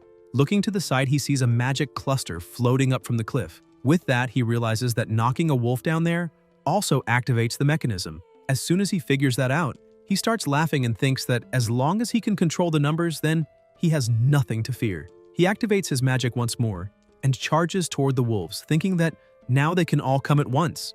With Claw, he can hurt and push all the wolves. With the fireball, he throws them off the cliff. Looking to the side, Lin notices that Vivian is coming toward him, and he thinks that apparently he won't need to fight anymore. She grabs him tightly, scared and crying. He tries to calm her down, saying that it's all right now. He kneels down and says they've finished the trial, so they should be teleported out soon. However, the two of them hear an extremely loud roar coming from the depths of that place. The protagonist asks what that could be. Even while crying, Vivian starts healing Lin and, with a trembling voice, apologizes and says that as soon as she entered, she was tied up above and could only watch from there, unable to do anything, and that to save her, he had to get hurt a lot. He starts smiling and pats her head, saying that she really likes to apologize. The protagonist says she doesn't need to feel guilty because she also helped him before. And besides, he's not just saving her, he's saving himself. He explains that he thought if she was free, they could leave that trial realm. At no point did he imagine there would be another stage. Lin looks at her and says she's been at the academy longer than him and asks if she knows anything else about the trial realm. Vivian lowers her head, apologizes again, and explains that the trial realm is meant for upperclassmen, so she's not familiar with it either. Lin walks up to her with a smile and says she's apologizing again. He tells her to relax a bit because she doesn't need to blame herself like that. With tears in her eyes, she starts apologizing again but stops, saying she won't do it anymore. The protagonist stands up, saying that if they don't have any information, then all they can do is prepare for the next stage. He says he just killed several wolves and that it might be even more dangerous down below, but she shouldn't worry because he will protect her well. Vivian pushes his hand away and refuses. She takes a green crystal in her hand and says that for the next stage, she wants to fight by his side. That crystal begins to transform into a magical scepter, surprising the protagonist. Suddenly, some bats appear, and as soon as she sees them, she runs and hides behind the protagonist. He simply snaps his fingers and manages to defeat both bats. He looks at her and asks if she's really going to fight by his side, and she replies yes, shouting that what just happened was only an accident. The two start going down the stairs carefully. Lin asks Vivian if she also feels the mist getting lighter. She says yes and also mentions that it sounds like there's some kind of noise. Out of nowhere, the sound she was hearing happens right next to her. The bridge begins to collapse right behind them. Lin yells for her not to stay there and starts pulling her, saying they need to run. But that wasn't enough. A few seconds later, the bridge under their feet also breaks, and he thinks there's no other way. He gets ready to snap his fingers and asks the butler to release Yiya. At the last second, Vivian starts shouting and casting a spell. "Oh, great wind, your believer prays to you. Grant me wings." With that, she begins to fly and holds the protagonist in her arms. He's surprised and says that she knows wind magic, and that's really amazing. She smiles, saying she studied it for 2 years. The butler appears congratulating the user for completing the task, Bridal Gate, Bridal Phase, Princess Vivian. Rewards, Dragon Egg Fragment plus 20 magic experience. He thinks that not only was he saved, but the system task was also completed by accident, so now he owes her another favor. The butler congratulates him once more for reaching level 3, and the current experience points are 12 out of 200. Since Yiya cares about her new home, she has no intention of learning new skills. There's no draconic magic to inherit with this upgrade. Shortly after, Vivian says they've finally reached the bottom. They begin walking through the place, and suddenly, a very bright light starts to blind them. The protagonist asks if those are oscillating stones. When someone steps on the valley floor, it automatically lights up, and that's very human-like. A path was lit with torches in front of them. Vivian gets excited and points forward, saying there's a portal there. She asks if they're really going to get out now. Lin looks around and sees the bodies of the wolves he defeated earlier and thinks they haven't revived, and the path to the portal isn't blocked either. He continues analyzing the situation and tells her that he doesn't believe the one who set up this trial would be kind enough to let them leave so easily. He asks her to stay behind him because he wants to test something. He throws a stone that bounces across several points along the path, wanting to see if there's another hidden mechanism. Suddenly, the stone hits a point that sinks, and he tells her to be careful. Lin thinks he already knew there would be another mechanism. Vivian looks at him and yells because his leg has a small wound. He tells her not to worry because he's fine, it's just… He gets up and starts to wonder why he was attacked since it was the stone that triggered the mechanism, not him. Vivian tries to activate her healing magic, but she's so nervous that she can't concentrate enough. She asks the protagonist to look at that sculpture. As soon as he looks, he asks if she really thinks… Suddenly, it transforms into a small wolf. The two are surprised, asking if that's really a wolf pup. Vivian says that the animal is really cute. The protagonist thinks that it looks like Yiya. As soon as the pup wakes up, it looks forward and starts growling, angry because the two were there. The noise was deafening, causing pain in their ears. The wolves that were previously dead now begin to rise again, and the protagonist yells, asking if that little cub can really revive the other wolves. Lin says that if they stop to analyze the situation, all the others were revived by that white pup, so the key to getting out of there for good is that being. The protagonist begins fighting the wolves again and starts defeating them easily. However, every time he defeats one, it's revived. The protagonist thinks this really will never end, because he won't be able to find a chance to deal with that wolf pup if he's surrounded by so many wolves all the time. Vivian begins reciting her magic again, saying, "Oh, great wind, your believer prays to you. Turn into a sharp blade and destroy the enemy." An attack shoots from her and quickly heads toward the pup. The protagonist says she's really amazing. However, the pup senses the attack coming and starts growling again, creating a barrier in front of itself that blocks the attack. Both of them are shocked, as they didn't expect it to defend itself. Vivian starts trembling upon seeing that the little pup was able to create an immunity shield. She remembers a merchant fleet so large that only that child returned. People around her used to say they heard it was an encounter with an 8th-ranked demonic beast. The escort team couldn't break through the immunity shield, and when reinforcements arrived, only that child was left alive, hidden under a pile of adult corpses. Remembering that, she starts screaming that they can't fight, and repeats it several times, dropping her magical weapon. She curls up in a corner, saying their magic won't be able to break through that level of immunity shield. Trembling with fear, she asks the protagonist if they're really going to die. Lin keeps fighting and asks what's going on with her since she's completely in shock. He starts getting irritated with the situation and yells that they're not going to die. He starts defeating multiple wolves one after another in seconds and shouts for her not to be afraid, because there's definitely a way and he's right there and won't let anything happen to her. That scene she just witnessed starts to clear in her mind, and she remembers it happening once before. Someone was in front of her fighting a monster and told her not to be afraid because he was there and wouldn't let anything happen to her. Vivian starts to wonder if this is really happening again. She also questions what she's doing since she had sworn never to hide behind others again. Her conscience starts pressuring her, asking if she's really going to stay there and watch him die once more. She grabs her weapon, trembling in fear, and looks at the protagonist fighting those beasts. She thinks that even if she's the one who dies this time, she'll never go back to being the one who just hides behind others. She starts running, screaming, and lands an extremely powerful blow on a wolf, slamming it into the ground. Lin is surprised and asks if a mage is really using physical attacks. Vivian, still upset and with tears in her eyes, apologizes once more to the protagonist, pointing out that she didn't use anything special just now, and that for now, that's the only way she can fight. Lin tells her again that she doesn't need to apologize. In fact, it's thanks to her that he figured out a way to deal with that shield. Vivian is a bit confused because she didn't expect to hear something like that. Lin explains that he's going to use a fireball to open a path so she can escape the wolves' encirclement.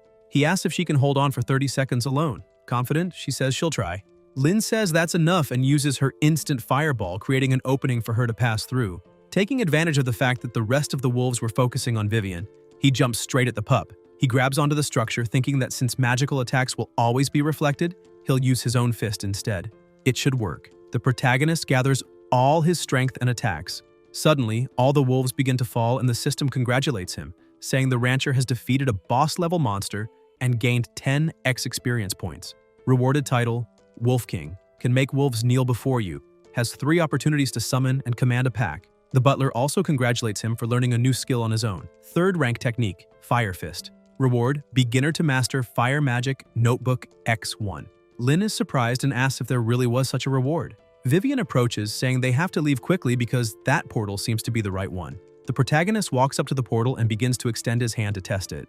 Vivian looks at him and realizes, now that she's calmed down, that his body is completely injured. After testing the portal, Lin says it feels the same as when they first entered, so it must be real. Without showing her face, she says that if she had been more useful, he wouldn't have gotten hurt like that. He scolds her, saying she's apologizing again. She tries to explain, but the protagonist interrupts, saying it's just a small injury and she doesn't need to worry. He takes her hand and, smiling, starts walking through the portal, adding that he truly wants to see the sky with her. The two of them begin to pass through this portal. The system congratulates them for completing the test, saying Vivian received a B- while Lin got an A+. These results will be reported soon. Upon exiting the portal, Lin says something feels strange and questions why his body suddenly feels so relaxed and that all his wounds have vanished. The protagonist assumes the butler secretly helped heal him. However, it was only after reading the student manual that he found out. There are two ways to exit. Nike was reading the book to him and says that although the pain feels real, once someone leaves the test, they are unscathed. The protagonist lies on the table and asks why he didn't properly read the student manual before. Still, he gets up and says maybe it was a good thing, because he truly fought for his life. If he hadn't, he might have been eaten by a wolf, and that would have been far more painful. Quickly, the story starts spreading around the school. One student asks his friends if they heard something strange, because last night the talentless rookie completed the third-year student's test dimension. Another student is shocked and asks how that's possible. Freshmen aren't allowed in those places. The first guy says that's true, but people are saying it was a senior in charge of the test dimension, and the teachers are investigating to see what they find. The student yells, asking if that means Lin actually completed the test. The first guy confirms and emphasizes that he even got an A+. And after that incident, the teachers now suspect there was a mistake during the protagonist's entrance exam and are allowing him to retake the test. Inside the Truth Student Union, students are gathered around a magic crystal, waiting for the results to be revealed. They're shocked, asking if someone is messing with them, because in the second test, the protagonist's talent and fire affinity became mid-level. They start questioning how that's possible. Just a day ago, he was a weakling. Augustine sits on his couch drinking, annoyed by all the chatter around him, until he yells at them to stop being so arrogant. He turns, irritated, grabs his coat, and says class is almost over, so they should get ready for patrol. While leaving, he says he'll find a chance to see for himself whether Lin is truly capable. Elsewhere, the protagonist looks around wondering why he suddenly has a sinking feeling. The buyer trying to purchase his potions asks why he's backing away, saying if the offer is too low, they can renegotiate.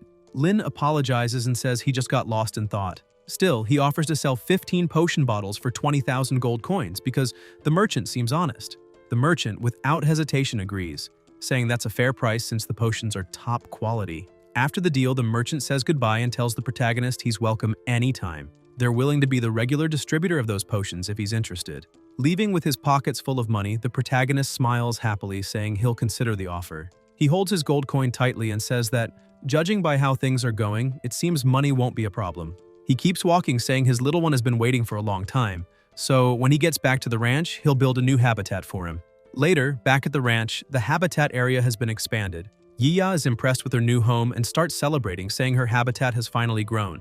Lin asks how she's doing and questions whether she really lied or not. She says she didn't lie and tells him that she loves him. Because of her bouncing and playing inside the small volcano, the lava nearly hits the protagonist, who steps back screaming and asks if that's her way of showing love. Yiya keeps relaxing inside her new volcano and says that was a small accident. The butler congratulates him once more for upgrading the dragon's nest to medium size. With that, he gains 5 experience points, 200 gold, now totaling 27 out of 200 XP, and unlocks a new area, Dragon Training Field. The system asks if he wants to go there now. Lin is excited about the new training field and Yiya asks if it's a new place to have fun. He calls her to take a look and snaps his fingers, asking the butler to teleport them there. While being teleported, the protagonist wonders what the new field will be like. It could be a dangerous flight path or an intense, merciless arena. Either way, he says it must be much bigger than his tiny training room. But once they arrive, they realize it's nothing like that. He asks what they could possibly do on that platform. Yiya also gets annoyed, asking if the butler is joking with her. The system appears, asking them not to be impatient, since the more tasks the protagonist completes, the bigger the training field will become. After completing all the tasks, he'll unlock the Dragon God Arena. Lin is enchanted by the name Dragon God Arena. Yiya asks what that could be. The butler asks him to complete the first training task, wave the interactive dragon wand 1,000 times. Upon hearing the sound and movement of the wand, Yiya becomes amazed and delighted.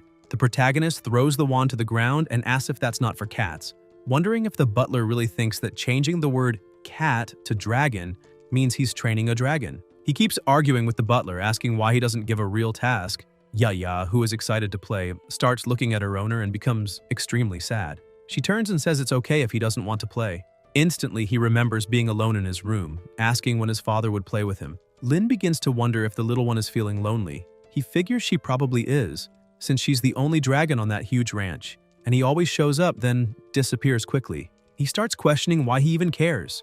If there's a purpose to the butler's training, he should just think of it as playing with his little one. He starts waving the wand with the dragon, and the two begin to play. Quickly, his progress begins to rise. However, the protagonist's energy was also running low. He sits on the ground asking when this will end and whether the training is for him or for Yia. He gathers all his strength and starts waving it as fast and hard as he can. When he reaches 999, Yia looks at him with a different presence. He freezes, wondering what's happening because he can't move his body. Finally, the little dragon manages to grab the wand from his hand, completing the task. The butler appears once again, congratulating him for completing the training task. The fire dragon, Yia, has learned a new skill, Draconic Fear. Lin asks how you even learn that by trying to grab an interactive wand. The butler also informs him that the user's level has increased to 3rd rank, and now he can inherit the 3rd rank magic, Draconic Fear. Using the skill will paralyze any magical beast lower in level than the user, and has a small chance to paralyze one of a higher level. The greater the level difference, the longer the paralysis. He's amazed that he also inherited a new magic skill. Suddenly, several things begin to emerge from the sea. The butler says he's also unlocked the 2nd training task, but that day's training quota has been exhausted. The user is welcome to explore it next time. Lin looks toward the horizon and says he truly understands now.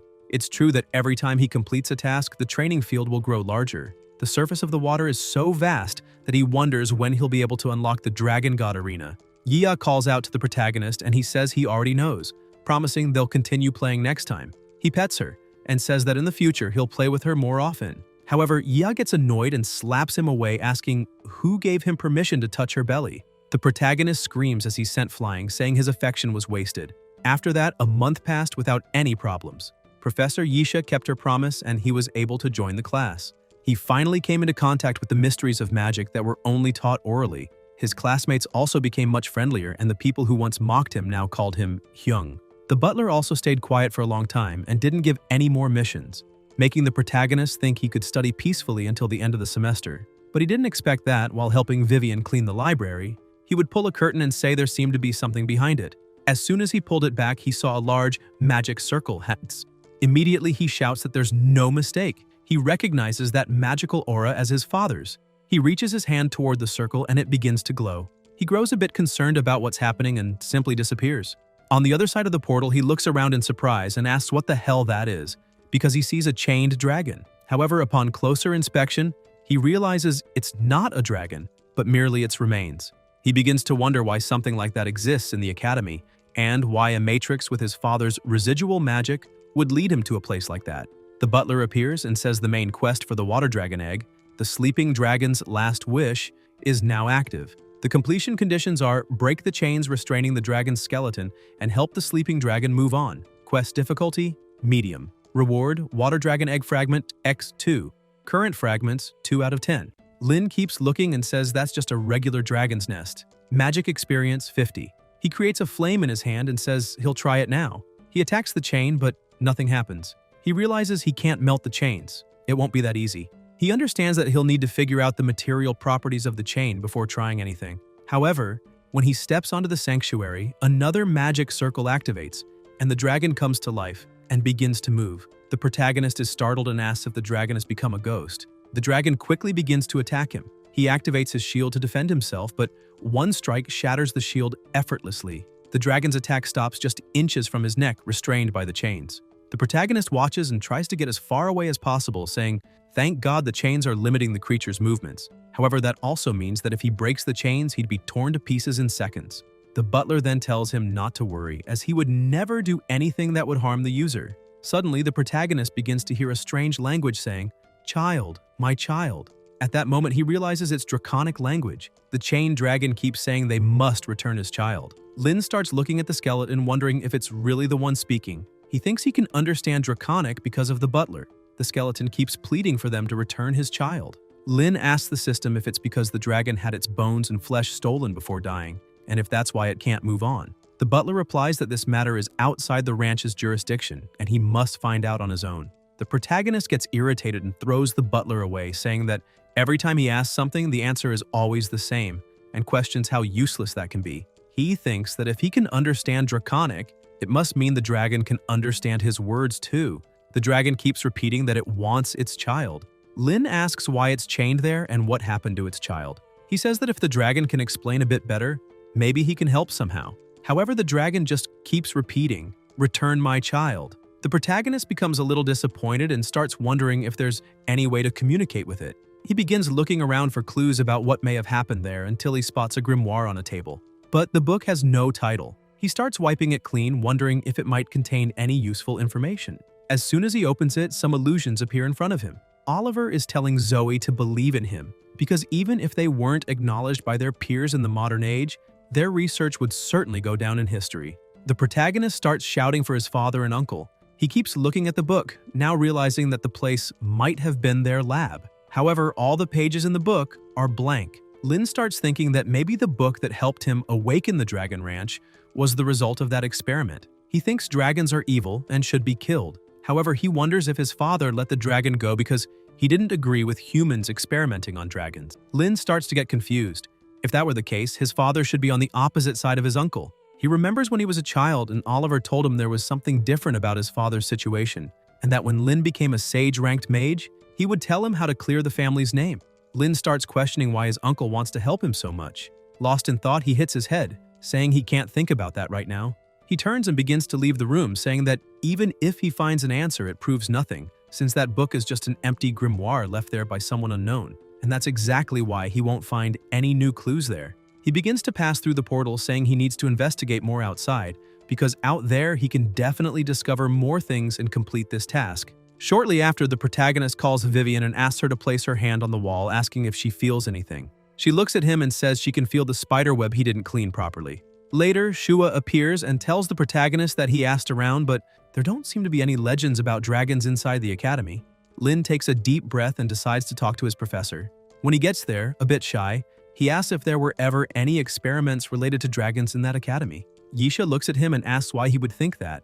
Dragons are such terrifying creatures. How could they be brought into an academy? Lin feels a bit confused, as her expression upon hearing the question seemed suspicious. The professor continues talking and asks why, instead of being curious about something so unnecessary, he doesn't focus more on his studies. She says that, given his excellent performance in the 5th trial realm, the academy has arranged an extra test for him before the final exam. Lin asks what she means and if he really has to do something extra. She says yes and explains that if he manages to pass this extra test, he'll be able to skip 2 years of study and also gain qualification to enter the Mage Trials Tower. She explains that the trial realm he cleared was modeled after the Mage Trials Tower, which is the hardest trial realm in the academy. The protagonist is surprised by that. The Mage Trials Tower is the masterpiece of Chancellor Gladstone, the academy's only sage-ranked mage. However, it contains more dangerous mechanisms, fiercer demonic beasts, and each floor becomes harder as one progresses. Only recognized students are allowed to enter the tower to test their limits. Those who perform well receive several special rewards, such as a Medal of Honor. Lin says he's heard about that medal before. The professor continues explaining and says that every time the trial tower is opened, the king of the Orandi Empire personally attends. The protagonist is surprised and asks if the king really shows up there. Yisha says yes, and that the Medal of Honor is personally awarded by the king. Students who receive the Medal of Honor have the same authority as teachers within the academy and can even study in the Imperial Library. She points out that this way, he'll be able to find information he can't access within the academy. Lin is shocked and wonders if Miss Yisha is actually giving him a hint, because the information not found in the academy might be exactly what he's looking for. Immediately, he gets excited and tells his professor that he'll take the extra test and asks if he can know more details. Yisha shouts that he must defeat her before the final exam. The protagonist looks at her, realizing she's a 6th rank mage. That makes him uncomfortable, and he starts thinking it must be some kind of joke. How could a 3rd rank student defeat a 6th rank professor? He keeps thinking the academy could have just told him directly that he's not allowed into the tower. Yisha steps closer and says that during the battle she'll suppress her power to match his current level. He says she should have mentioned that earlier. Still, she touches his shoulder and explains there's half a month left before the extra test and says she's looking forward to seeing how he performs. The butler also appears, saying the Water Dragon Egg Quest has been activated. He must qualify to enter the Mage Trials Tower. Victory conditions: defeat 3rd rank Professor Yisha without using draconic magic. Quest difficulty low. Rewards: 1 water dragon egg fragment and 30 magic experience points. Lin freezes, wondering how he's going to fight without using draconic magic. He starts thinking that a 3rd rank versus another 3rd rank might seem fair on the surface, but the professor's understanding and control of magic are far beyond what a beginner like him could achieve, especially a water-specialized professor whose magic would counter his. However, in magic, it's not just about attributes but also skills, so his only chance to win is to learn new skills before the extra test, skills that Professor Yisha won't anticipate. That way, he might be able to counter her water magic. The protagonist starts studying like crazy to learn more. Using the reward notebook from the butler, he keeps training non-stop and even recites new incantations like Spirit of Fire resounding between heaven and earth, please hear me. But he begins to think that blindly studying won't be enough. He also starts sparring with Yia, but ends up getting hit and almost roasted alive. The little dragon laughs and asks if she's not amazing. The protagonist asks if she's trying to kill him. Still, he keeps training with her, thinking he needs more combat experience.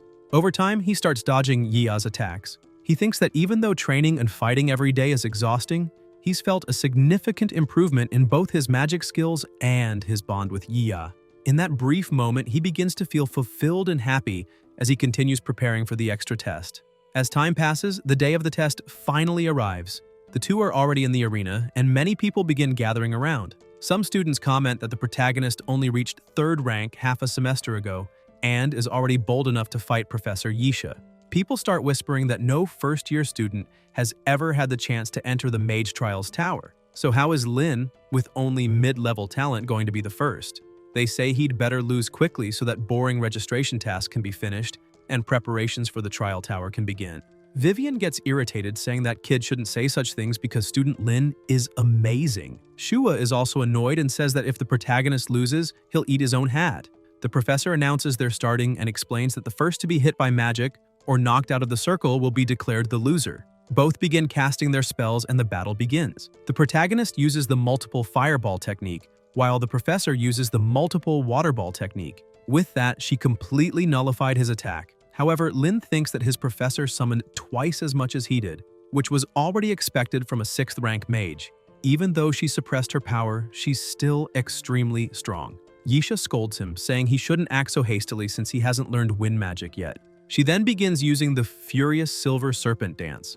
The protagonist thinks this is really bad and uses the Ring of Fire. With the Ring of Fire circling, he managed to interrupt her attack and save himself. The professor is impressed and asks if he really used the Ring of Fire to vaporize her water serpent. Shua shouts from the crowd, saying he's truly amazing. Lin thinks that attack came way too close.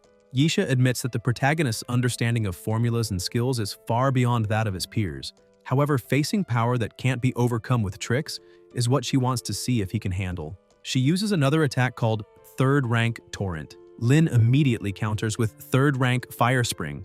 The two attacks collide mid-air. People comment that Lin's Fire Spring is being pushed back and wonder what he was thinking, trying to go head-to-head with a much stronger professor using his own magic. Yisha tells him that clashing directly with her isn't a smart move, but he remains silent, staring at her. Suddenly, she's surprised, thinking there's no way he could have done that, because the flames didn't rise up through her water column. She realizes it was the protagonist who controlled them to go up.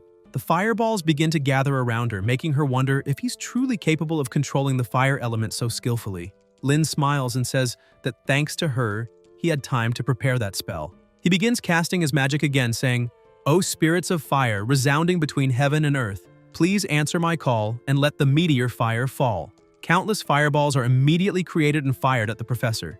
Yisha starts thinking that Lin hasn't just become a 3rd rank mage but also learned the art of meteor fire, which is nearly impossible for someone at his level. With that, she admits the protagonist has grown beyond her expectations. A massive explosion erupts in the arena. Vivian and the dog ask if Lin managed to win, but another student says there's no way that happened. How could the professor be defeated like that? As all the smoke begins to clear, the professor appears using a 3rd rank spell, Night Blossom Illusion. She surrounded herself in a ball of water, preventing all the flames from hitting her. Vivian was impressed by the teacher's strength. The other spectators comment that even fish are swimming in that water, highlighting that the illusion actually contains a real river. A student analyzing the fight says he heard that only those who have made a contract with the water spirit of a certain river can use that magic. Even though it looks like a shield, it's a small kind of teleportation.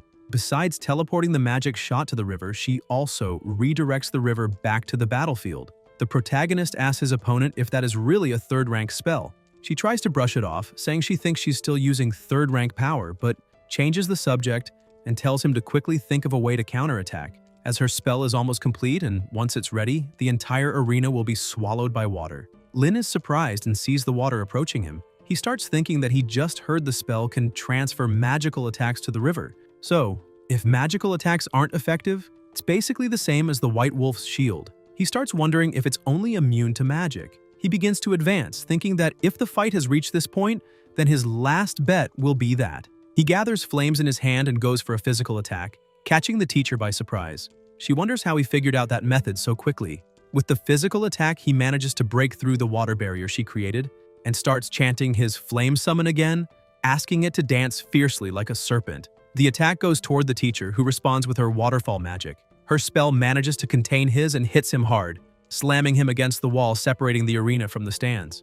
Vivian, beside him on the ground, asks the protagonist if he had just won. So why did that suddenly happen? Shua is confused, asking if their boss lost. However, the teacher intervenes and says that's not what happened. In fact, she was the one who was defeated, admitting she had to break the third-level restriction to defeat the protagonist. She explains that during their battle, she ended up unconsciously seeing him as a true opponent. She turns and starts leaving the arena, wondering aloud what kind of terrifying level he'll reach in the future, as she's truly looking forward to seeing it.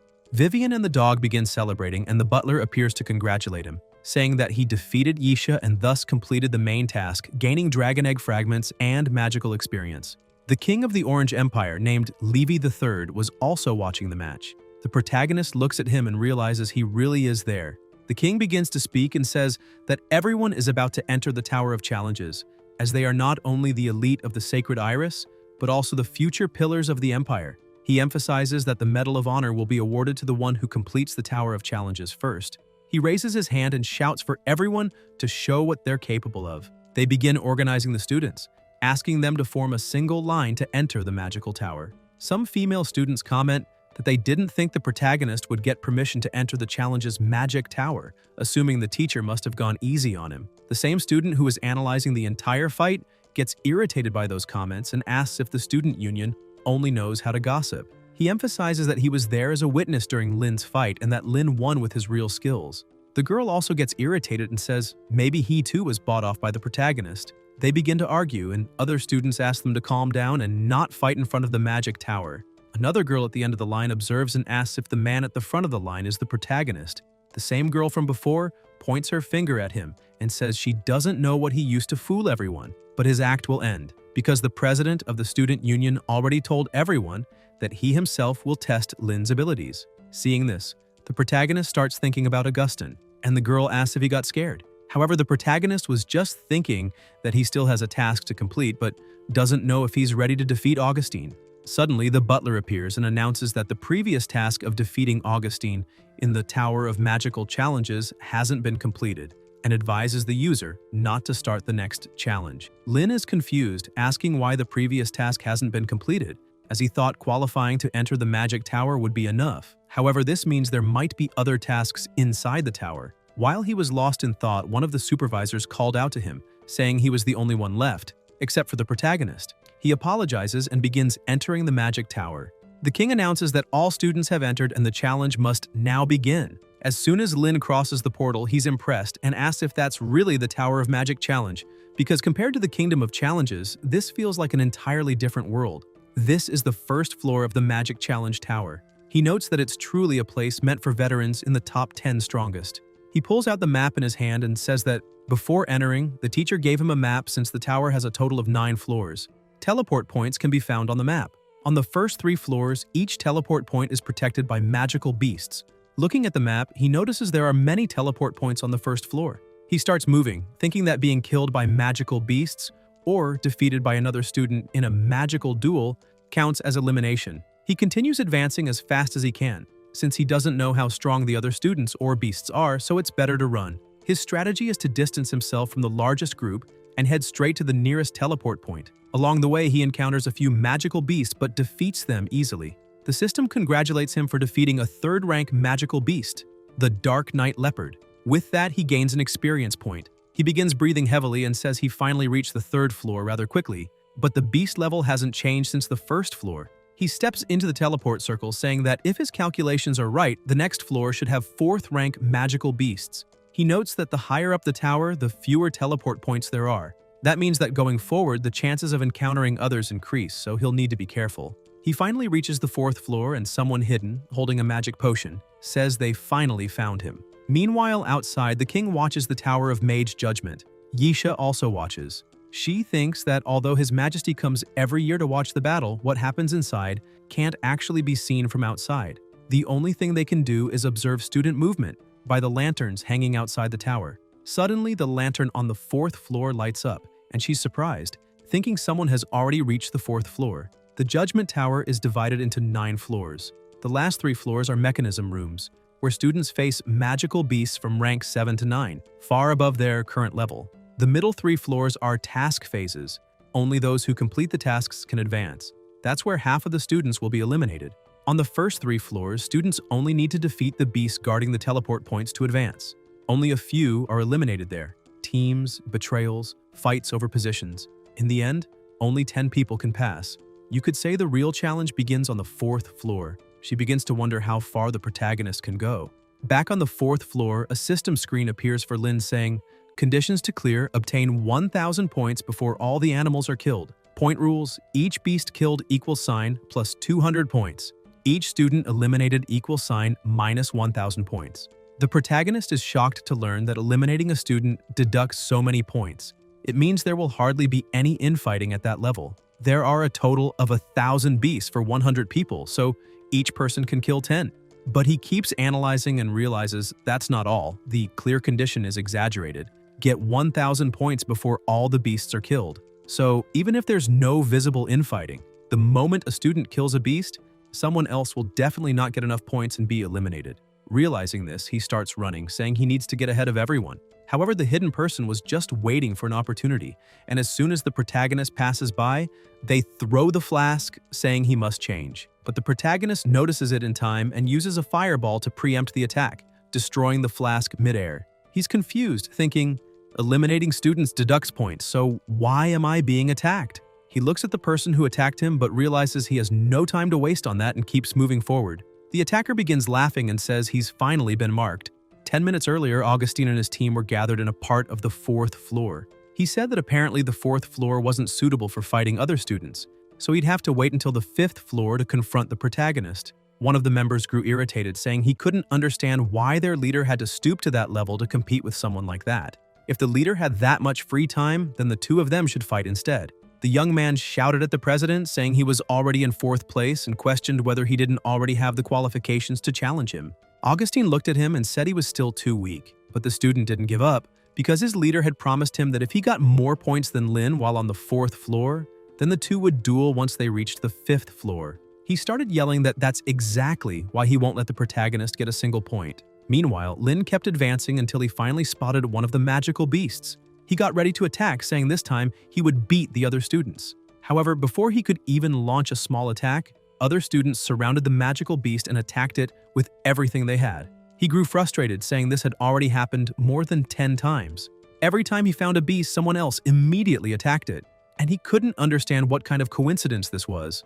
Only 89 magical beasts remained, and he had 0 points. He kept moving forward, saying he was running out of time. Along the way, he heard some people laughing, saying the points were theirs again. One of the guys laughed, saying he had already gotten his 1,000 points. The other 2 were confused, saying they were also ordered to chase the protagonist, so they didn't understand how he was lucky enough to get 1,000 points. And if they kept wasting time chasing the protagonist, they wouldn't earn enough points to pass either. Suddenly, Lin lunged at Alan, threw him to the ground, and asked what that comment meant about chasing him. The other 2 who were standing prepared to fight, asking if the protagonist was crazy for attacking their team alone. However, Lin looked back and smiled, saying veterans were more than welcome to attack him if they wanted to lose 1,000 points from their total score. The 2 decided to back down. Lin kept holding Alan and said that, on the other hand, he didn't care if Alan didn't want to talk. Either way, he wouldn't earn enough points to pass. So they should fight each other to the death, right there and now. Alan began to panic, saying he didn't want that, as he had just barely earned his points and didn't want to be eliminated. Terrified of being disqualified, he shouted that it was Saren who told them to do it. If they didn't, he'd break their bones once they left the tower. Lin was confused and asked who that person was, but they said they didn't know what the protagonist had done to offend him. They pointed out that Lin had been so focused on looking for magical beasts that he hadn't noticed the air, and that if he just lifted his head a bit, he'd see an arrow pointing directly at him, saying, "Lin is right here." The protagonist was surprised and said now it all made sense. That's why people were always ahead of him, no matter where he went. Suddenly, he remembered the red powder and realized it was used in that earlier attack. He stood up, extremely angry with the situation, and Alan said the number of beasts had dropped too fast, asking if the protagonist still planned to keep going, because even if they didn't interfere anymore, others would keep tracking him, so it was too late to get 1,000 points. Lin tried to destroy the mark with a fireball, but it remained. Alan told him not to waste energy. Those markings couldn't be erased. Saren kept watching from afar, saying that as long as the mark remained, his lackeys would always be one step ahead of the protagonist, taking the magical beasts he could be getting. He emphasized that Lin wouldn't get a single point and should forget it. But then he was shocked by what he saw. Another arrow appeared and he wondered why there were 2 markings. Lin began moving fast, saying if they wanted to mark him, then fine. He could easily imitate hundreds of those marks to confuse them. He started using his fire ability to create countless other markings, leaving Saren unsure of what to do. Seeing no other choice, Saren began hunting magical beasts himself, since there were still 29 left. He pointed out that there were very few magical beasts remaining and refused to believe the protagonist would manage to get his 1,000 points to pass. The other students start succeeding one after another. Lin keeps moving forward as only 8 magical beasts remain and he has a total of 600 points. He says he's almost there and continues searching. He just needs 2 more beasts.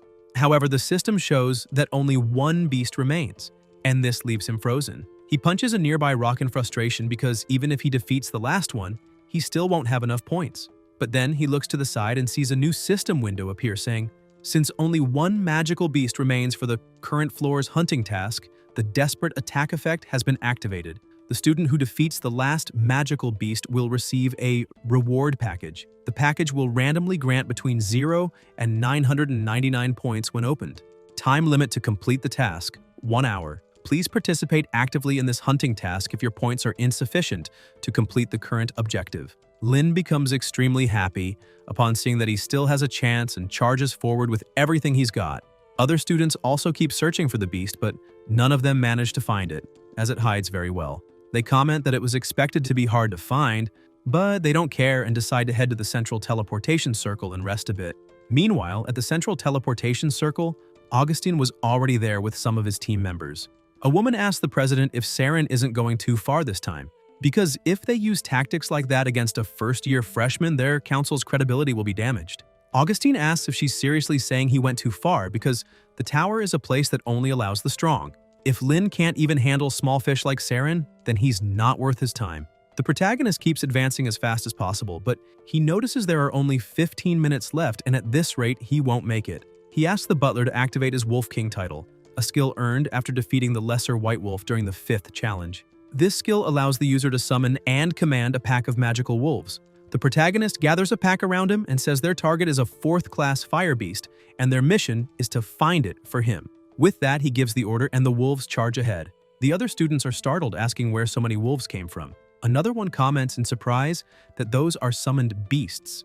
Alan observes the number of wolves and says he doesn't know anyone in their class who can summon that many. Another student suggests maybe it's because time is almost up, so the tower itself released the wolves to give them a chance. Suddenly, a howl is heard and the students start running toward the sound, saying maybe they found something. Seeing how fierce the race to get there is, the protagonist asks the butler to use the teleportation matrix item. Lin is teleported to a location and suddenly hears someone behind him, saying they're really impressed he's using such a valuable item there. And apparently he's not afraid to spend money during the challenge. Lin is surprised to see that someone got there before him. He turns around, irritated, saying that person must be Saren. Lin asks if he's already defeated the last beast. Saren tells him not to be so scared because when the wolves howled for the protagonist, he just happened to be nearby. However, it seems the last magical beast is inside the volcano. The other students start arriving, saying they can't believe it, and that's why no one could find it in time. Saren keeps mocking him, telling the protagonist to just give up and admit it. He may have conspired against Lin on this floor, but all is fair in war. He points out that this is actually a good lesson for Lin to witness firsthand the savagery of human nature. Lin asks if he really expects a thank you for that. Saren smiles and asks if he's not happy with the result. But then Lin jumps into the volcano, leaving him shocked. He asks what's going through the protagonist's head to do that. But Lin states that losing like this isn't fair and no one would be happy with that. A countdown appears saying there are only 2 minutes left. He dodges a strong flame heading his way and thinks that while he's inside the Tower of Challenge, he won't die, even if seriously injured. He keeps pushing forward, breaking through anything in his way, thinking he wants to see how far he can go. But the temperature starts rising extremely fast, and the place becomes unbearably hot. He thinks that if he hadn't gained fire magic immunity from Yiya, his lungs would probably already be completely dried out. Suddenly, something grabs him. He begins to get caught in a spider web, and no matter how hard he tries to break free, he realizes it's incredibly strong. A giant spider starts approaching, and he's shocked, realizing that the last magical beast, the one hiding inside the volcano, is that massive monster now standing right in front of him. He starts yelling that he's going to become that thing's next meal. Lin begins using his fire magic, saying he needs to burn those webs as fast as possible so he can fight. However, his fire magic does nothing. The monster keeps approaching and attacks, piercing both his legs, causing him to scream in pain. The system appears and states that this is a 4th-class creature, the fire spectral spider, a giant spider that lives in the crater of a volcano. Its golden silk is extremely resistant to heat sources. Not even flowing lava can burn it. It enjoys torturing its prey until they can no longer fight, then devours them slowly. Lin asks if the system couldn't have shared this extremely important info earlier. Suddenly, the spider attacks again, piercing his hand. He starts getting angry, thinking he can't afford to lose focus. He notes that even though he can't destroy the web and is immobilized, he can still cast magic. He begins casting a spell, but the spider attacks him 3 more times, stabbing his body again. Even in extreme pain and on the brink of defeat, he continues chanting with all his remaining strength. Several fireballs begin forming around them, hitting the spider with everything, but it hides inside its carapace, which makes the protagonist even angrier, asking if it really is such a coward that it'll just hide like that. He tries to free himself again, saying that if he weren't stuck in that damned web, he could use his fist to break that shell. Suddenly, he sees the remaining time is under a minute and panics, realizing he's running out of time. From this, he concludes that there's really no other way. He suddenly notices the spider's eyes are exposed. If he can see its eyes, that means the shell doesn't cover the entire body. So, if he can use the fire serpent spell to penetrate its defenses, he might have a chance. With difficulty, he manages to free one hand and begins casting his spell, but then he feels a tremor and intense pressure, making him think the volcano is about to erupt. The spider shoots more webbing, covering the protagonist's mouth and preventing him from casting spells. The butler warns that flame spiders enjoy consuming prey that has been burned by magma from active volcanoes. Lin gets even more frustrated, asking if that's why the spider stayed there for so long, and questions again why the butler couldn't have warned him earlier. Because if the volcano hadn't erupted at that exact moment, maybe he could have won. The spider prepares to strike him as the volcano awakens, spewing magma everywhere. From afar, the student union is monitoring the situation. Saren starts laughing, saying he had already warned that a bastard like that couldn't be a rival to his master. He turns and says the president should come with him, since they have a duel on the next floor. However, Augustin asks if they really think they can leave, and reminds him that it's good. He hasn't forgotten the current mission still isn't over. Saren comments that his master's tongue is sharp as ever, noting that there are only a few seconds left, and questions whether the president really thinks the protagonist will survive that. The remaining time is just 30 seconds. Lin gathers all his strength and punches the spider in the jaw, shattering its fangs. The butler appears, congratulating the farmer for completing the special achievement, Baptism of Fire. Amid the flames and magma, the protagonist stands as if nothing affects him, thanks to the fire magic immunity effect. His own body was forced to endure the molten lava, now granting him physical resistance similar to the flame dragon Yiya. From now on, this resistance will grow as Yaya's level increases. Normal physical attacks can no longer injure him. Lin looks at his body and says it's truly amazing. Even his wounds healed instantly. He looks to the side and comments that apparently there's not much time left, as only 4 seconds remain. The spider tries to flee, but he stares it down and asks where it thinks it's going. He casts his magic again, summoning the fire serpent, and strikes the spider with full force, with only 1 second left on the timer. With that, the time runs out. Saren keeps laughing, saying it's over, and asks the president what he thinks of that, emphasizing that he had said the protagonist would be eliminated. Augustine turns away disappointed, as he truly believed that Guy hadn't survived. Suddenly, people begin shouting for them to look at the sky. Something is moving. Augustine is stunned, thinking it might be him. He looks back and sees that the mark placed on Lin is moving rapidly toward them. That means He's still alive. Saren gets annoyed and asks why everyone is so shocked. Being alive means nothing. Even if he is, he'll still be disqualified if he wasn't able to defeat the last magical beast. Suddenly, the protagonist appears behind them, asking for permission to pass, saying he brought the reward orb in his hands. Saren can't believe what he's seeing. The others are amazed, asking how he managed that and how many points it's worth, telling him to open it right away. He says he will, but first asks if any kind soul would lend him some clothes. A girl hands him some clothes, and the protagonist thanks her. She says it's no trouble at all, pointing out that her miniaturization potions are incredible. Besides school uniforms, she can carry all sorts of things. She walks up to him and says, to be honest, she's been tracking his progress since he entered the tower, as rumors are spreading that he's a rising genius.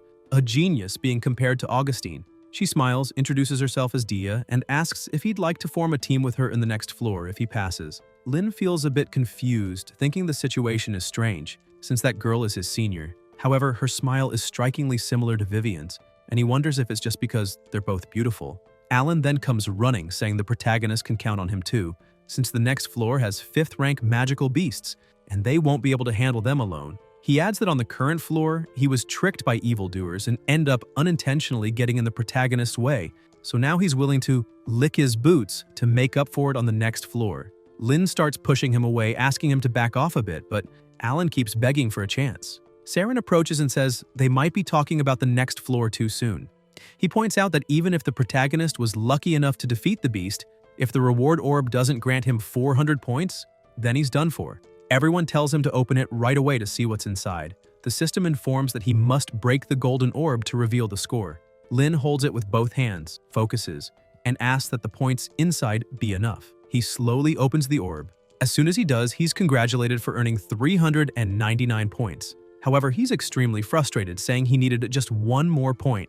Saren bursts out laughing in his face. The system appears, saying that the 4th floor test of the Mage Challenge Tower has ended. Students who reached a total of 1,000 points during the test will be sent to the 5th floor. Those who fail to reach that score will be eliminated from the trial and sent outside the tower. Please prepare to be teleported. Saren keeps mocking him, saying he deserved it. No one told him to think he could steal the chance to fight the president. Dia scolds him, calling him trash for celebrating such an empty victory. Lin lowers his head and tells his senior to let it go. Upset by the situation, he thinks that he already struggled enough just to survive back there, so he'll leave without regrets. With that, people are teleported to the 5th floor of the Mage Challenge Tower. At the central teleportation circle, people start cheering, as the protagonist also appears there. They note that apparently, he wasn't eliminated. The other students find it very strange, since all the eliminated ones were already sent away, yet Lin is still there and wasn't removed with them. They start wondering if it's because he was the only one to complete the final mission of the 4th floor. Some people begin getting irritated, asking if that means advancing to the next floor can also depend on merit. However, that clearly goes against the tower's rules, making them question if the rules are just for show. Saren storms over to him in a rage, shouting and demanding to know what kind of cheating he's using. However, Lin is completely lost, not understanding what's happening. He even wonders if the butler might have cheated on his behalf without him knowing. Saren keeps going, saying that with how weak the protagonist is, he can't understand how he managed to jump into a volcano and then come out unharmed, and on top of all that, still kill the final beast. He questions if that's when all the trickery began and keeps pressing for Lin to confess what's really going on. Dia steps in, slaps Saren's hand and says, "It's time to stop with all this nonsense." She tells him to quit spouting garbage and actually look at the rules instead of shouting like an idiot for everyone to hear. Saren, confused, asks what the rules have to do with anything. Alan points out that it's exactly that. The challenge tower itself allowed Lin to advance, so he never cheated. The system then announces that the 5th floor of the Mage Challenge Tower is beginning, and the win condition is a duel between 2 teams. The winner will take all of the other team's points. The students start panicking, realizing that if a tournament is happening, that means half the participants will be eliminated. The system continues and explains that participants must confirm their duels using identification cards. These ID cards can be obtained by hunting magical beasts. Students without cards cannot challenge or eliminate others. Whoever has cards will have the advantage. The system goes on, stating that for each beast defeated, 200 points will be subtracted. For attacks against students without cards, 1,000 points will be deducted. Anyone with a negative score will be automatically eliminated. If the negative score results from attacking a player without a card, that player will automatically advance to the next floor. Remaining beasts, 500. Students, 70. The students are shaken, saying they only have 1,000 points, and that every magical beast defeated deducts 200. That means they can only attempt to move on 5 times. Descriptions appear stating that the target for elimination will be randomly chosen, due to the need for an even number of participants. Lin, the student with the highest score under 1,000, was included to make up for the missing player. Saren becomes completely furious, saying that's why he advanced. The protagonist celebrates, saying he really didn't waste his time in that hellish volcano. He walks over to his senior and says they can officially form a team. She agrees without hesitation and asks what they'll do about that other person. Alan grabs the protagonist's leg again, saying he'd even serve as a shield if he could just come along. Lin starts shaking his leg, shouting for him to let go, but Alan clings tightly, saying he won't let go even if he dies, that he'll hold on forever. Daya is impressed by his determination. Meanwhile, a tentacle starts approaching them. The three of them sense something strange and look back, but nothing is there. Daya asks if he saw anything. The protagonist says it felt like something was floating nearby, but it was probably just his imagination. She says most of the teams have already started searching, so they better hurry or they'll fall behind. He tells Alan that if he wants to follow them, that's fine, but the distribution of ID cards will depend on each person's effort, so if he doesn't pull his weight, he'll be the last to get one. Alan is happy with that, saying that as long as he can follow his new master, he doesn't care about the details. He adds that he knows the protagonist will be fine, so if he can do it, Alan can too. Lin starts getting irritated, telling Alan to stop rubbing his face against his legs. Daya starts laughing at the scene, saying the two of them are hilarious. Meanwhile, the same tentacle starts appearing again. Outside, His Majesty is informed that, according to the external observation post of the Challenge Tower, all participants have now reached the 5th floor. The king is surprised, saying that in previous years, nearly half the students had been eliminated by this stage. That means this year's participants are truly impressive, and it looks like he'll have to prepare more prizes. The teacher is still standing, watching closely. She thinks it's not quite like that, because even if the students this year are indeed of higher quality than previous ones, and the rules have changed, it's virtually impossible that no one has been eliminated yet. That's why she has a bad feeling about all of this.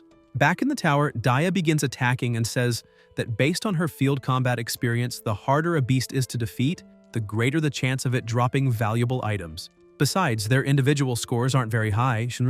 Together, they'd only have 14 chances, so they need to choose their targets wisely. The protagonist strikes a rock hard. The three of them stand there, staring, since they still haven't obtained their ID cards. Daya has 200 points remaining, Alan also has 200 points, and the protagonist has 399 points. Daya crouches down, slightly disheartened, and says each of them has only one chance. Alan gets frustrated too and punches a tree, saying the drop rate is extremely low. Lin asks if the chance of getting an ID card really depends solely on luck. Such an important item needed to advance? While he's thinking about that, something grabs him by the waist and quickly ensnares the other two as well. Alan yells that it's a 3rd-rank beast, the man-eating plant. He's confused, saying the 5th floor should only have 5th-rank beasts, so why is that thing here? Lin notes that he was so lost in thought he didn't even notice it approaching. He says the creature isn't complicated to understand, but once it chooses and marks its prey, it immediately calls for reinforcements and won't stop until its target is dead. If caught by one of them, it's best to fight with everything you've got to escape as quickly as possible. He looks to the side and sees that no one is moving a muscle to fight back. He realizes that's because everyone knows a beast of that rank won't drop an ID card. Seeing no way out, he figures he still has 399 points, so he won't be eliminated right away. But he also won't be able to kill another magical beast with the points he has left. He wonders if it's really worth risking everything to save his companions. However, he remembers how they stood up for him when Saren accused him of cheating. He starts to smile and makes a decision. Casting his fire spell, the other two ask what he's doing. His attack is blocked by a water barrier. Lin looks at his companion Alan and asks what he's doing and why. Alan gets angry and shouts at the protagonist, saying he's so sly and asks why he acted like that. Lin is confused by these words, but Alan keeps yelling, saying Lin didn't realize that no one there wanted to fight, because they all wanted to sacrifice someone else to save themselves. And that's why he chose to step up and save the team. That's why seeing Lin act like that is so frustrating. He turns away and admits he's a selfish and cowardly person, someone who never dared to step forward when something happened. But even he can't keep living like that anymore. He starts gathering his magic and shouts that he no longer wants to live with guilt. He says the protagonist accepted him even after all the trouble he caused on the previous floor, so how could he go on living with that guilt? He begins reciting his spell. However, he's interrupted when Dia throws one of her vials, saying that it's just a 3rd-rank creature, so why are they making such a fuss? Alan gets annoyed and says she stole all his hard work. She replies that both of them are way too serious, so she won't do it again. Then she asks how she can become their best friend after they leave the tower. Hearing those words, the protagonist freezes, thinking about what she said about being best friends. However, the three of them begin to feel the roots binding them squeeze tighter. Alan asks her, if she didn't kill the real man-eating plant, then why is this happening? Daya replies that she's not sure either. Her points weren't deducted, so the potion she threw earlier wasn't enough to defeat the monster. She's shocked and says that maybe that monster isn't a real man-eater, but rather a disguised 5th-rank monster, the puppet tree. She explains that usually when encountering man-eating vines, they react instantly and aggressively, but the vines of the puppet tree tighten more and more the victim struggles, luring prey with the appearance of normal vines until death. Alan gets angry and says he's never seen such a despicable tree. The protagonist asks how they're supposed to deal with something like that. Daya explains that someone has to dig up the roots of the puppet tree and destroy them. Only then can everyone be saved. However, since they're all trapped, there's no one to do it. She begins to cry, saying there's no hope because they're all doomed. However, Lin breaks free easily and says that if that's the problem, then he'll dig up the roots himself. The other two are shocked, asking how he got free.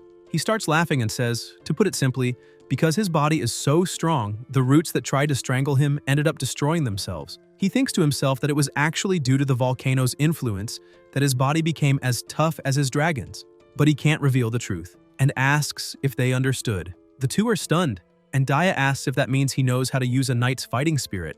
Alan is amazed, saying his fighting spirit level is incredibly high. Lin is pleased, thinking that not only did they buy it, they even helped come up with such a solid explanation.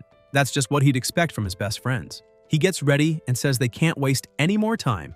It's time to hunt. Somewhere else, Saren keeps bothering his president, questioning why he's acting that way when he said they'd duel on the 5th floor. The girl with them yells for him to stop this nonsense and asks if he doesn't know that attacking a non-random target results in a 1,000-point deduction. She asks if he wants the president to be eliminated. Saren yells back that he knows, but he just can't understand why his leader wants to meet with the protagonist.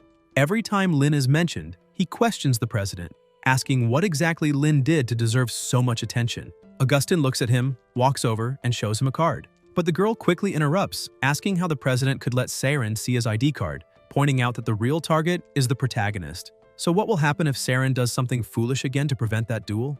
Augustine replies that it won't matter. Saren will never be able to face Lin on equal footing. Saren is left in shock by his president's words. He stands there, trembling with rage, wondering if he truly will never be able to defeat the protagonist, and why his president would say something like that. He wonders if it's because Lin went into the volcano and he didn't. He recalls the president's ID card and thinks even the Tower of Judgment sees the protagonist as a more suitable rival for Augustin. This fills him with fury. He jumps and charges ahead alone, thinking that they should all just watch, because the one unfit to be the president's rival is Lin. Meanwhile, around the puppet tree, the protagonist has already created a crater but hasn't found the roots. He keeps digging, even with his hands all injured, thinking how deep they must be.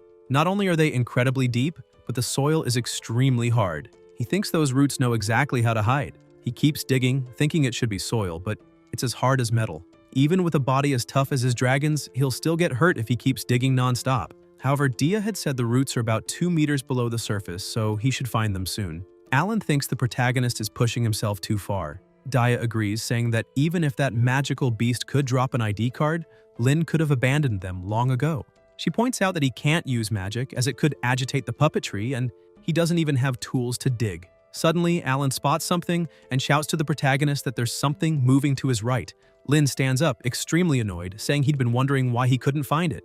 And now, it's clear. It keeps moving. He punches toward the root, telling it to stop, but it keeps crawling and he keeps striking. Suddenly, his body begins to be enveloped by a light armor, and he hears the spirit of wind, who wanders between sky and earth. Hear my prayer and clothe our warrior in battle gear. Water also begins to gather around him, and he hears, "Oh, glowing water, our compassion, nourish the earth." Lin looks at the two and scolds them, asking how they're casting magic. Daya, even while in pain and with a trembling voice, says they're fine. They can still endure that level of vine pressure. Alan agrees, saying they're about to repay the help because how could they let him do all the work alone? Lin looks at his companions and thinks that, despite having defeated countless beasts together, only at that moment did he truly realize that they are a real team. One of the water blasts hits the root, flinging it into the air. The protagonist takes advantage of the moment and uses his fire blade to slice it in half. The tower system appears, congratulating him, Daya, and Alan, for earning their identification cards. Lin is happy and asks if that obedient thing really had an ID. Was it the one that appeared? The other two are finally released, and Alan says he did an excellent job and managed to get his ID card.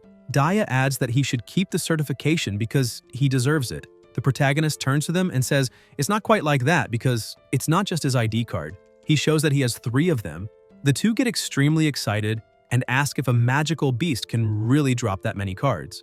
The magic tower announces that, in light of the battle against the puppet tree, key information and clues were provided.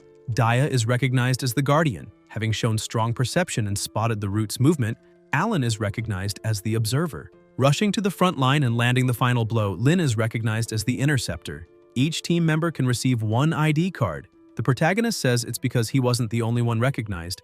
This was thanks to teamwork. Alan starts crying, saying that even he was acknowledged. He hugs the protagonist, saying it's all thanks to him. Daya is also overjoyed, saying that if it weren't for Lin, they wouldn't have gotten this far. They agree it's now time to hurry, train, and prove they truly deserve their ID cards. Alan is happy, saying Daya gave him an incredibly good elixir because he's fully recovered. Even his fruit was restored. He asks if she wants to become his older sister. She's confused, asking why he loves having older siblings so much. While the two are talking, the protagonist looks at his ID card and sees that his opponent is Augustin. Daya says her opponent is the vice president, Grenna, and Alan says his is Saren. But once he realizes what he just said, he freezes in shock, remembering how strong his opponent is. He runs over to the protagonist and clings to him, begging him to save his life. Lin tells him to use the determination and mindset he had when they were defeating the puppet tree because he is the team's observer. Suddenly, some attacks come toward them and the protagonist notices. He shouts that a sneak attack is incoming, uses his shield to protect them, and warns his companions to be careful. He keeps focusing on building a counterattack but realizes that the magic is extremely powerful and his shield can't hold it. Alan grows worried and asks why the protagonist helped block the attack, saying he doesn't feel worthy of being saved by his captain. Lin, even while injured, says there's a reason Alan calls him older brother. Daya tells everyone to stay alert. Saren appears, laughing, consumed by hatred. He starts shouting, asking if his president is watching, demanding he look at the protagonist and questioning if he still thinks Saren isn't worthy of facing Lin since he can't even withstand one of Saren's attacks. Daya asks why he always resorts to sneak attacks. Alan agrees and says that, besides, the opponent Saren should be after is him, not Lin. Alan keeps questioning if Saren isn't afraid of being eliminated for randomly attacking an opponent. Saren starts laughing and asks what he's talking about. He never attacked the protagonist. His target has always been Alan. He prepares another attack, saying he never focused his strikes on Lin. It was the protagonist who helped Alan block it. He says Alan had already entered the floor before, so he should know. The tower uses the block target to determine the opponent, and since he stepped away and ran, he wouldn't be able to do anything now. He launches his attack, and Alan says winning without fighting fairly will only make more people despise him, and someone so shameful doesn't deserve to be here. Alan steps in front of the attack and says that once he's eliminated, Saren won't be able to use any more dirty tricks to hit the protagonist. A large explosion happens and blood starts dripping onto the floor.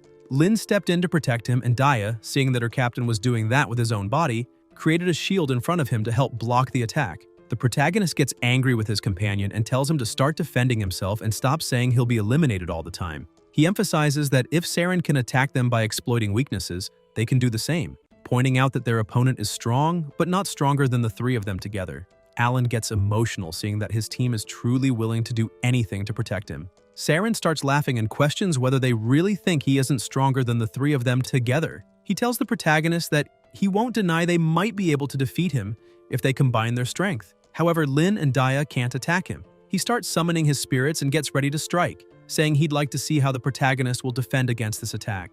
Daya begins casting her magic, saying the tower will protect them and the wind will lend them its agility. Lin prepares to defend them from all the blows and asks the observer to tell him which one is the real body.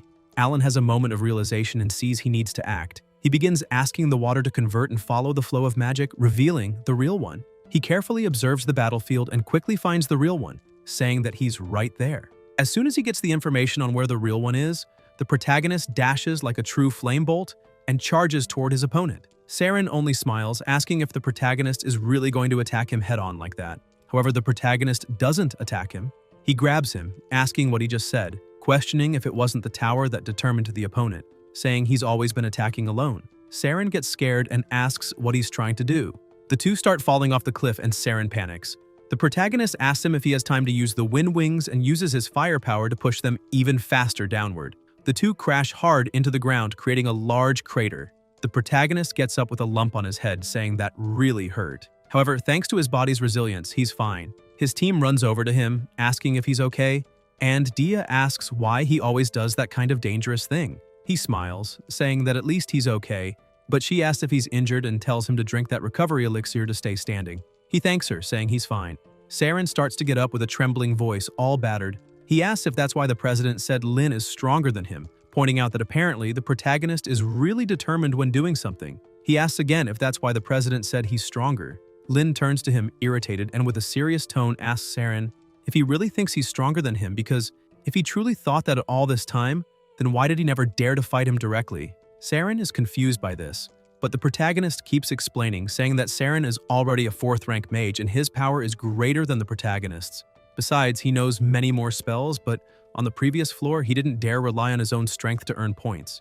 And even on the 5th floor, he tried to take advantage of the fact that the protagonist couldn't attack him to try to win. He asks again if Saren really isn't confident he can win in a one-on-one fight without using those little tricks. Saren gets angry and asks what he's talking about, claiming to be extremely confident, and tells the protagonist to stop joking, saying he didn't treat him as an opponent because he just didn't think he was worthy. Lin gets irritated and says the truth is that he's just trembling in fear of losing a direct confrontation. All bruised, Saren is left speechless and begins to remember what he was thinking before. On the previous floor, he started to wonder whether the protagonist could kill more beasts than him. Seeking luck and trying to stay safe, he thought he had to stop him from leveling up. Then, on the 5th floor, while searching for Lin, he also began to question if someone who survived a volcano really couldn't be stronger than him. He thought he couldn't let the president look down on him like that. Coincidentally, he wanted to eliminate that Alan guy, and since that was the case, he would use the protagonist to defeat him. Lin continues insisting that Saren is just afraid of losing, and that's why he never dared to face him head-on. He says he's not even talking about Augustine because who would approve a coward like him and still admit he's strong? Saren remains on his knees, all beat up, and gets angry at that. He says the protagonist has no right to lecture someone just because he won, because that's being a really annoying person. He looks at Alan and asks what he's waiting for, telling him to eliminate him right now. Alan begins casting his magic, and Saren, before being eliminated, asks the protagonist to give him the chance for a real duel next time. Lin is surprised by the request and smiles, saying that outside the tower, he'll be waiting for that duel. Saren smiles, pleased with that. Alan attacks to eliminate his opponent. However, his attack is interrupted by an arrow. Saren is surprised to see the light of the blade and, looking up, sees that Grenna is there. He asks what she's doing there. She shouts, saying that the president ordered everyone to stop fighting and gather at the central teleportation matrix. Alan gets alarmed and asks why he should stop fighting, since he was just about to level up. He questions why she gave Saren the right to say that. The protagonist says that even if it's a real gathering, there's no need to stop them from progressing to the next level. Grenna asks if the protagonist truly hasn't noticed and emphasizes that the tower has lost control. She explains that first, the panel started to malfunction. Some people who were killed inside the tower remained there. Their companions began crying, asking why they were still there, since they should have been immediately taken outside upon death. Grenna continues explaining and says that after that, the protective layer started to fail, and even those who were killed by beasts were not transported out of the tower. There were people who died at the hands of others. Saren is confused and asks how that's possible. Lin tries to access the panel and says it definitely looks scrambled. Alan also gets scared, saying he nearly killed someone for real. Grenna tells her companion that he's a wind mage, so he should quickly treat his wounds and follow her so she can inform him of the rest. Meanwhile, the others must immediately gather at the central teleportation panel. As soon as they arrived at the Matrix, they noticed that something was happening there. Upon seeing it, the protagonist remembers that this is the same feeling he had at the beginning. A severely wounded person begins to approach, saying that the president stated that this is what caused the panel to lose control because that is the monster that got stuck in the central teleportation matrix, causing it, the teleportation, to lose its control. Grenna appears beside her master and reports that all the students have been gathered. She emphasizes that there were 22 confirmed deaths, 6 seriously injured, and 3 missing. Additionally, she highlights that they still aren't sure if the students eliminated on the 4th floor of the tower managed to exit safely. Alan begins to panic and asks if the missing people were also killed. Dia also can't believe it, saying that more than 20 elite students who made it to the 5th floor died. Augustine looks at the protagonist and says that compared to the students who died, they were really lucky. Lin gets irritated and asks what he means by that. questioning if he's implying that he should have died in the place of the other students. The president says he's right, emphasizing that apparently he's always been very lucky. But in the end, he's also a student of the Iris Sacred Magic Academy. And so, while they're dealing with that monster, he'd better keep relying on that luck. The monster begins to move aggressively, creating strong gusts of wind around. As soon as the monster appears, everyone is stunned by its size, questioning how it managed to get in through some hidden part of the tower, since there's no record of such a demonic beast in the books. They also worry, since without the protective layer, how are they going to defeat that kind of monster? The monster makes another move, scaring the people, who scream that even its tentacles already possess immense power. While some students run, screaming and wanting to leave the tower, Augustine and Lin prepare to strike back. He uses his lightning and charges in. People are impressed by his courage. The protagonist also uses his instant fireball, and the students realize that it's not just the president, but even the one who entered through the back door is confronting that abomination. Alan gets irritated and asks who's the student saying he entered through the back door, because he won't allow anyone to talk like that about his older brother. He emphasizes that if the student is a coward and wants to hide in his shell, then he should just shut up and get out. The student also gets angry and even scared, and with a trembling voice, asks who Alan is talking about, because at no point did he say he would hide. He starts running toward the monster, saying he's going to fight too, because he's not worse than the first-class student. The president and the protagonist remain on the front line, using everything they have to attack, but they realize that the damage dealt to the monster is so small that they soon realize they're about to be attacked. The protagonist thinks that he has a strong body, but Augustine won't endure this blow. The president thinks the same, that he can dodge the hit, but the protagonist can't. Even while hating each other, they were both worried about one another at that exact moment, until several other spells began hitting the tentacles, stopping the monster's attack. Augustine looks down and is impressed to see that all the students are cooperating. They shout to the president that they want to fight too. Lin backs away from the monster and comments that those people always seem arrogant, but the president really is popular. Alan tells the protagonist not to mind how the president acts because he's usually the first to charge straight into danger.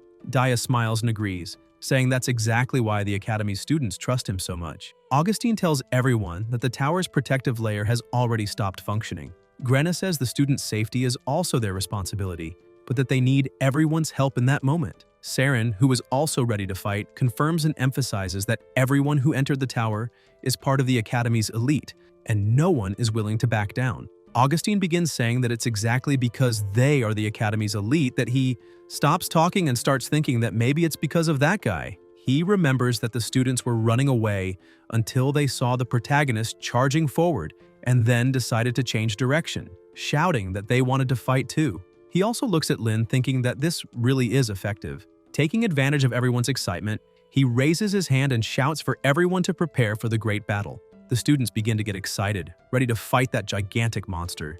The president asks his vice to take command and analyze the monster's attributes, while Saren will lead the formations. The rest must use their spells and protect each other.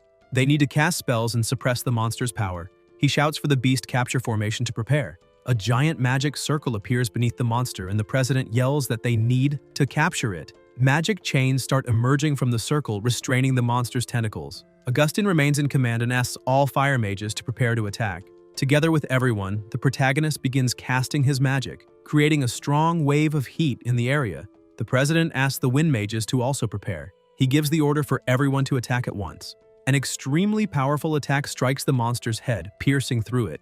Daya is happy and asks if it worked. Alan is a bit disappointed and says they didn't even need to analyze anything. However, the monster, which had just taken that heavy blow, begins opening its mouth, creating a deafening noise and breaking all the chains that were holding it.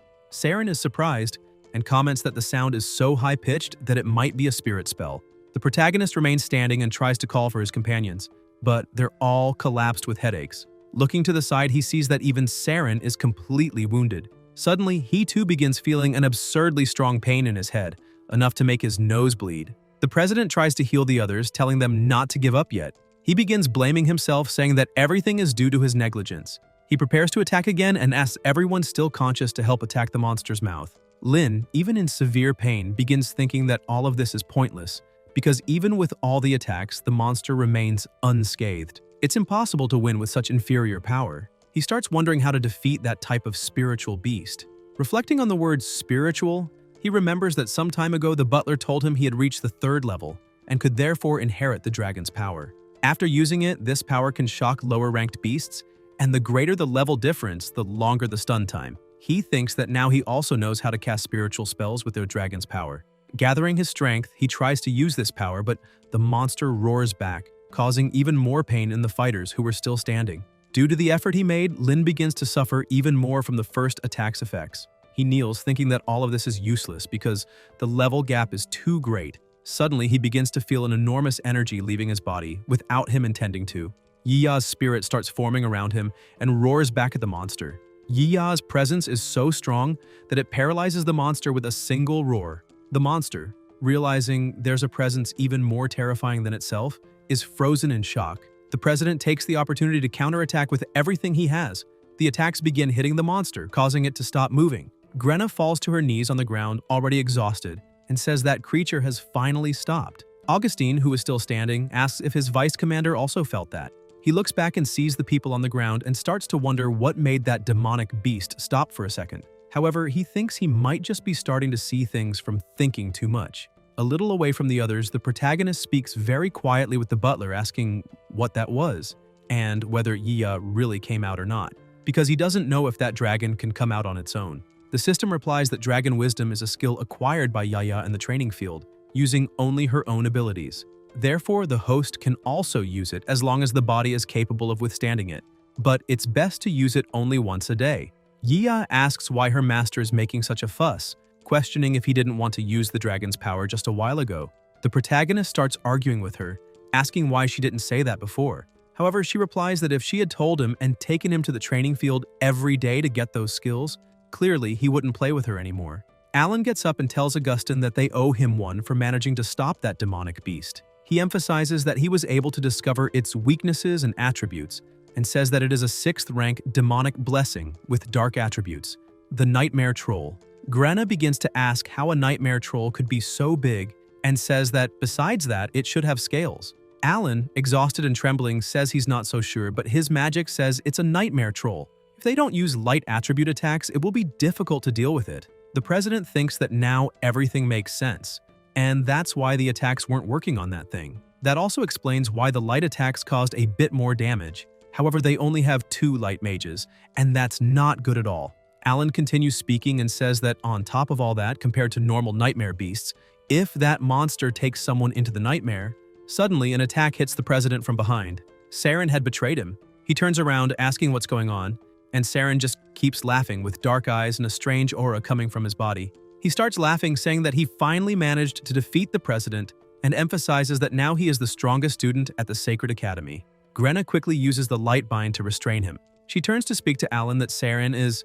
However, he starts laughing too, and as he lifts his head, his eyes are also black and a strange aura comes from his body. He starts laughing non-stop, saying that he can finally leave the tower. The other students begin fighting each other, taken over by the monster's nightmare, saying that now they can achieve victory. Grenna begins to worry, saying it's not just 2, but everyone who is starting to be affected, and questions if this is what Alan was talking about. The protagonist begins defending himself and his companion. He asks her if she knows how to recover the other's consciousness, but she apologizes, saying she also doesn't know what to do. The monster starts rising again and creates a strong, dark aura. All the students who had been affected by the nightmare begin to be drawn to it. Alan starts running toward the monster, telling the protagonist and Daya to follow him so they can leave the tower together. Lin tries to stop him, telling him to stop, but he keeps running. The protagonist reacts quickly, pushes him down, and holds him to the ground, shouting that he hasn't left the tower yet. However, when he looks ahead, he sees that all the other people are walking toward the monster. Augustine, even injured, starts shouting for everyone to stop and not go toward that thing. Grenna starts to worry about him, telling him not to shout like that because his bleeding hasn't stopped, and besides that, he's the only hope they have to fight. Augustine is shocked by what he sees. The monster's tentacles begin hitting the students' heads, and he says that the nightmare is sucking everyone's life force. Without thinking twice and even injured, he charges forward with everything he's got, leaving his companion behind. Confident, he shouts that they should leave the Sacred Academy's future to the best mage in the academy. He begins gathering an incredible amount of energy in his hand and charges to attack the monster, shouting that it must return all the students immediately. Grenna is happy and tears start to stream from her eyes, seeing that her president managed to level up. Even the protagonist is moved by that, saying that unexpectedly he can no longer hate that person. Augustine keeps looking at the monster after delivering his attack and wonders if this time it was effective. However, he realizes that the monster withstood all the attacks without suffering a single scratch and destroyed the binding magic with just one strike, leaving only 10 people left to attack. This makes him doubt whether an attack at his current level will be effective or not. Suddenly, another tentacle shoots out from the monster and strikes his head as well.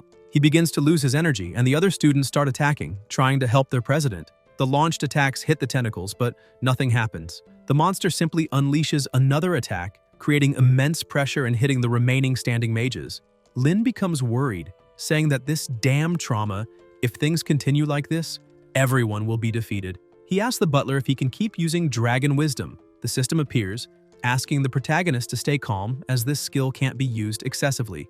The first use is very defensive, but the more it's used, the more side effects it causes, even resulting in the user's explosion. Lin doesn't care anymore and simply uses Dragon Wisdom, bringing Yiya's spirit back to the battlefield. The monster stares at it and the protagonist feels the side effects all over his body. An immense pain takes over him, but he concentrates and determined begins using Dragon Claws and charges forward with everything he has. Grenna tries to stop him, saying it's useless since only attribute-based attacks work. However, she is astonished, as with just one attack, the protagonist manages to cut off the monster's tentacle. Lin thinks this was already expected since not only Dragon Wisdom, but all Dragon-type attacks are effective, and Dragon Wisdom is the best skill to break through that monster's defense. However, he doesn't know how much his body will endure. The monster becomes even angrier after having its tentacles cut and attacks the protagonist with all its might. He notices the incoming attack and thinks this is really bad, as just when he activated the dragon's power, he's going to be hit by that attack. However, he hears someone saying, "You really are lucky." Augustine manages to step in and create a barrier to protect them. Grenna starts healing Lin, who shouts for her to stop that and help the president first. However, she yells at him to shut up and stay quiet because the president ordered her to heal him first. The protagonist is confused, and the president says he really figured it out. He emphasizes that he doesn't exactly know why, but among everyone there, the only person who was effective against the monster was Lin. And with a smile on his face, he says maybe being lucky is also important in that kind of situation. He continues looking at the protagonist and says he really doesn't have much optimism about his future. However, even so, having a bit of self-esteem is still good. He emphasizes that Lin should use all the luck he has to survive and asks him to give some of that luck to the others too. Suddenly, the monster manages to land a hit on Augustine and Grenna. With that, the protagonist lets his guard down, as he didn't expect the two of them to be hit. Daya uses the last of her strength and asks her captain to be more careful. She manages to pull him out of the path of the attack, but she is also hit by the monster. Seeing this, the protagonist starts screaming, as everyone was being attacked and defeated by the monster. Realizing that there's no way out, he thinks he can't do anything else and there's no way to survive and save everyone. He needs Yiya's power. However, he thinks about how his clan was exiled by the Empire because his father released a dragon. So, if they find out he is connected to dragons, his clan's reputation will only get worse. This makes him wonder if he should use his last resort. However, faced with everything, seeing his companions suffering and being killed, he thinks he can't hesitate. Even if they find out, his companion still saved him, and he has to take responsibility and save everyone. He shouts, summoning Yiya, who immediately appears before him. He climbs onto her back and she asks if that is the opponent he's facing. The protagonist replies that yes, and begs her to help him defeat it. Without hesitation, she begins to charge forward, saying they'll take it down. Outside the tower, His Majesty was still watching, and one of the people approaches him, frightened, apologizing for the delay. The king says that too much time has passed and questions why no student has yet been ejected from the tower and what the Sacred Academy is doing. The man responds that his colleague just checked the system, and the tower's teleportation has stopped working. He emphasizes that it's impossible to enter or exit, and beyond that, the laws of the tower are extremely chaotic. They may be facing serious problems inside. The king becomes worried and asks what they can do about it. The man, concerned, says they're trying to interact with the tower from the outside, but so far they've had no success. He adds that they also used magic to try to summon the headmaster, but received no response. The Sacred Academy is the best school in the Empire, and this is how they solve problems? He questions. The king becomes extremely irritated, asking if that's really the only way. All the best students of the academy are inside the tower and need help, and all you do is wait? He yells again, demanding to know what they're doing to solve the problem. Vivian also enters the room, shouting for Gwyn to try contacting the headmaster immediately. One of the guards asks her to mind her manners. She becomes angry, thinking how they can worry about formalities in a situation like this. She asks the king to allow her to go in first, since one of her colleagues detected the aura of a dragon coming from the tower. Both the king and Gwyn are shocked by this. The king asks if humans hadn't already sealed all the dragons in the Eastern Rift Valley.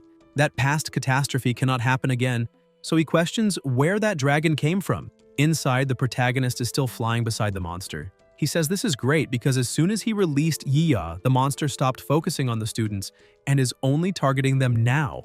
While flying, Yiya tells him there are other humans lying nearby.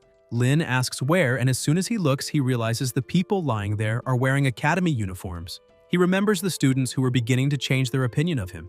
All of them were defeated. The protagonist becomes extremely angry and says that the students who were eliminated on the 4th floor also couldn't escape. He says it's time to launch a counterattack and tells his dragon to use Dragon Force.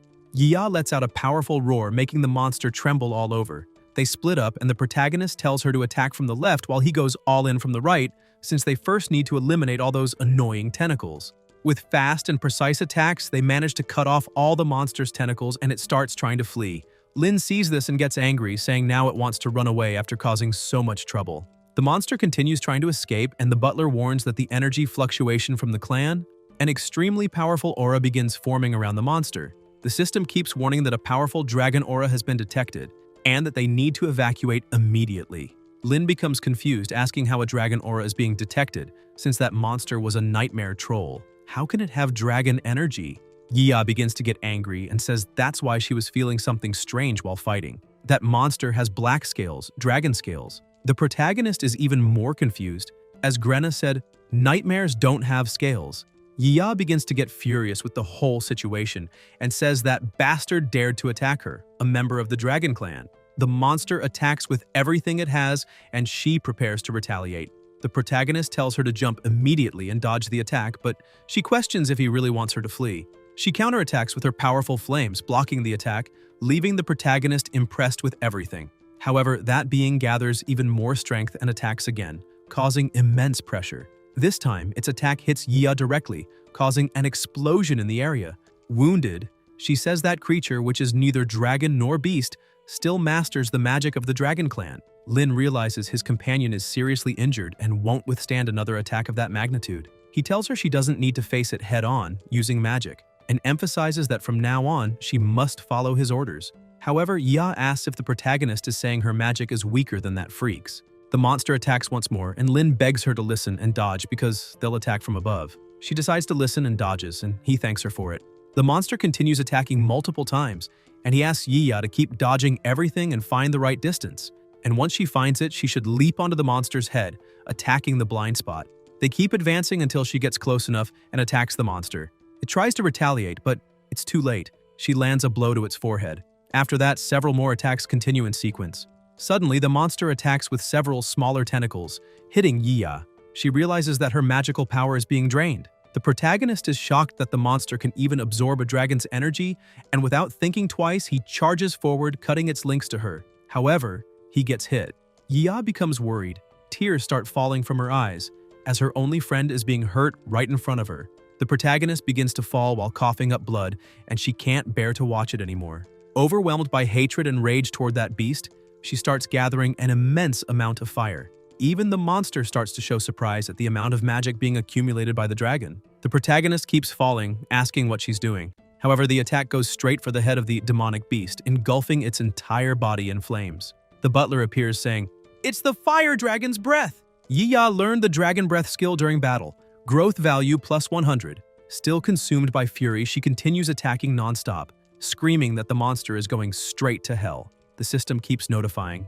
The dragon Yiya has defeated the evolved 6th ranking magical beast, Nightmare Trauma, growth value plus 500. The fire dragon's growth value has reached its limit, promoted to rank 4 fire dragon. Yiya keeps tearing the monster apart as if she can't control herself from so much rage. The system reports current classification rank 4. Skills: Crushing Stonebite, Dragon Breath, Dragon Force, Fire Immunity, Medium, Physical Immunity, Fire Projectile Magic, Shield, Medium, Recovery. Growth value: 1/1000th, Health points: 90/100ths. Lin is stunned by her current strength, and as soon as she defeats that monster, she approaches the protagonist. Seeing that he's okay, she starts bragging, laughing, saying she's super strong. Lin starts smiling and petting her, saying that she really is very strong and that his Yiya is the strongest in the whole world. He thinks that although her appearance and strength have changed a lot, deep down she's still the same little girl as always. The butler appears, saying that since the ranch owner did almost nothing to help defeat the nightmare troll, he will be rewarded with 5 experience points. He cries, thinking he was almost useless. With that, his current experience points are Level 3, 203 200ths. Promotion to 4th ranking mage available. He lies down, saying that this time he's extremely reluctant to level up. Suddenly, he hears, "Problem detected with the test. All students will be teleported out of the tower in 3 minutes." Lin says he already expected that. The students could only leave after the nightmare troll was defeated. He starts asking if the students are still okay. Suddenly, the two hear a faint moan and go on alert. He quickly gets up, asking if that monster isn't dead yet. However, as he gets closer, he realizes that a sphere is near him. He looks closely and says it looks like there's a little dragon inside. Yia asks if there's really another of her kind. Some strings were piercing the little dragon's body, who cried in pain while trapped inside that sphere. Lin was surprised to notice something and asked if that wasn't the same wave of energy released by the nightmare demon before it launched its attacks. And apparently, all those voices they heard before the attacks were actually the cries of the baby dragon, and not the wrath of the nightmare demon. The protagonist also realized that the monster was trying to recover its energy by stealing the strength of the little dragon.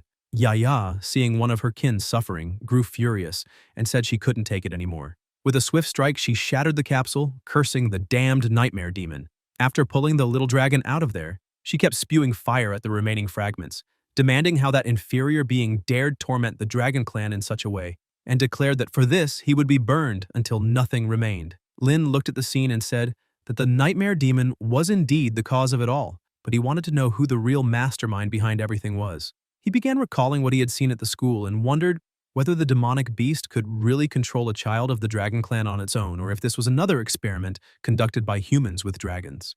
While thinking about this, another thought struck him and he grew alarmed, beginning to wonder if that little child was the offspring of that skeletal dragon. Considering this hypothesis, he also thought that perhaps the nightmare demon was the result of an experiment carried out in the laboratory. However, Lin felt confused, questioning whether his father and Oliver would truly be the kind of people who would allow such cruelty to happen to a dragon hatchling. While reflecting on all of this, he slowly began to close his eyes and asked what was happening to him, since his body was starting to feel sore and exhausted. He also realized he was beginning to be teleported out of the tower. Before being teleported, he said there was no reason to overthink, and that he would investigate as soon as he left the tower. The protagonist also told Yia to take the little dragon back to the farm, since later he would bring some recovery potions to heal its wounds.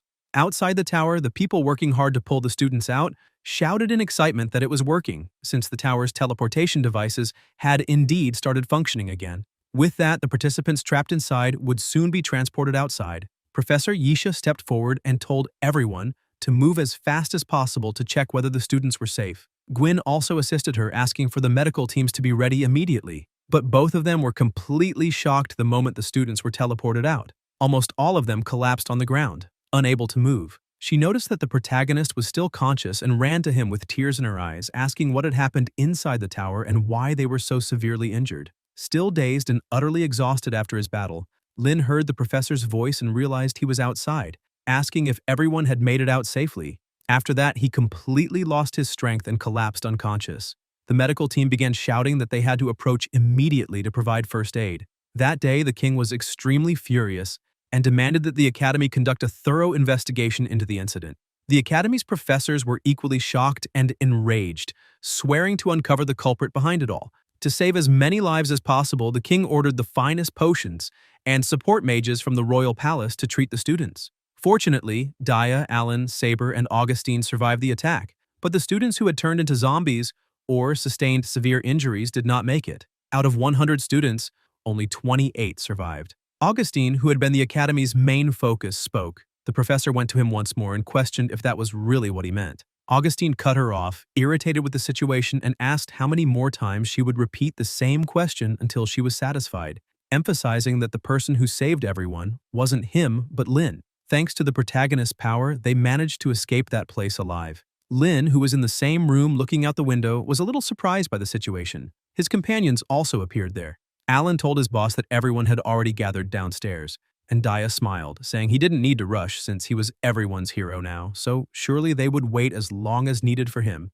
Lin grew a little embarrassed and asked her not to tease him like that. Because of that incident, he gained the approval of all the academy's teachers and students, becoming the newest rising talent of the institution, rivaling even Augustine. However, the protagonist wasn't happy at all about receiving such an honor. Upon arriving at the cemetery, where all the students were being mourned, the teachers asked for a moment of silence for everyone who had lost their lives in that terrible incident, so that the god of magic would bless their souls.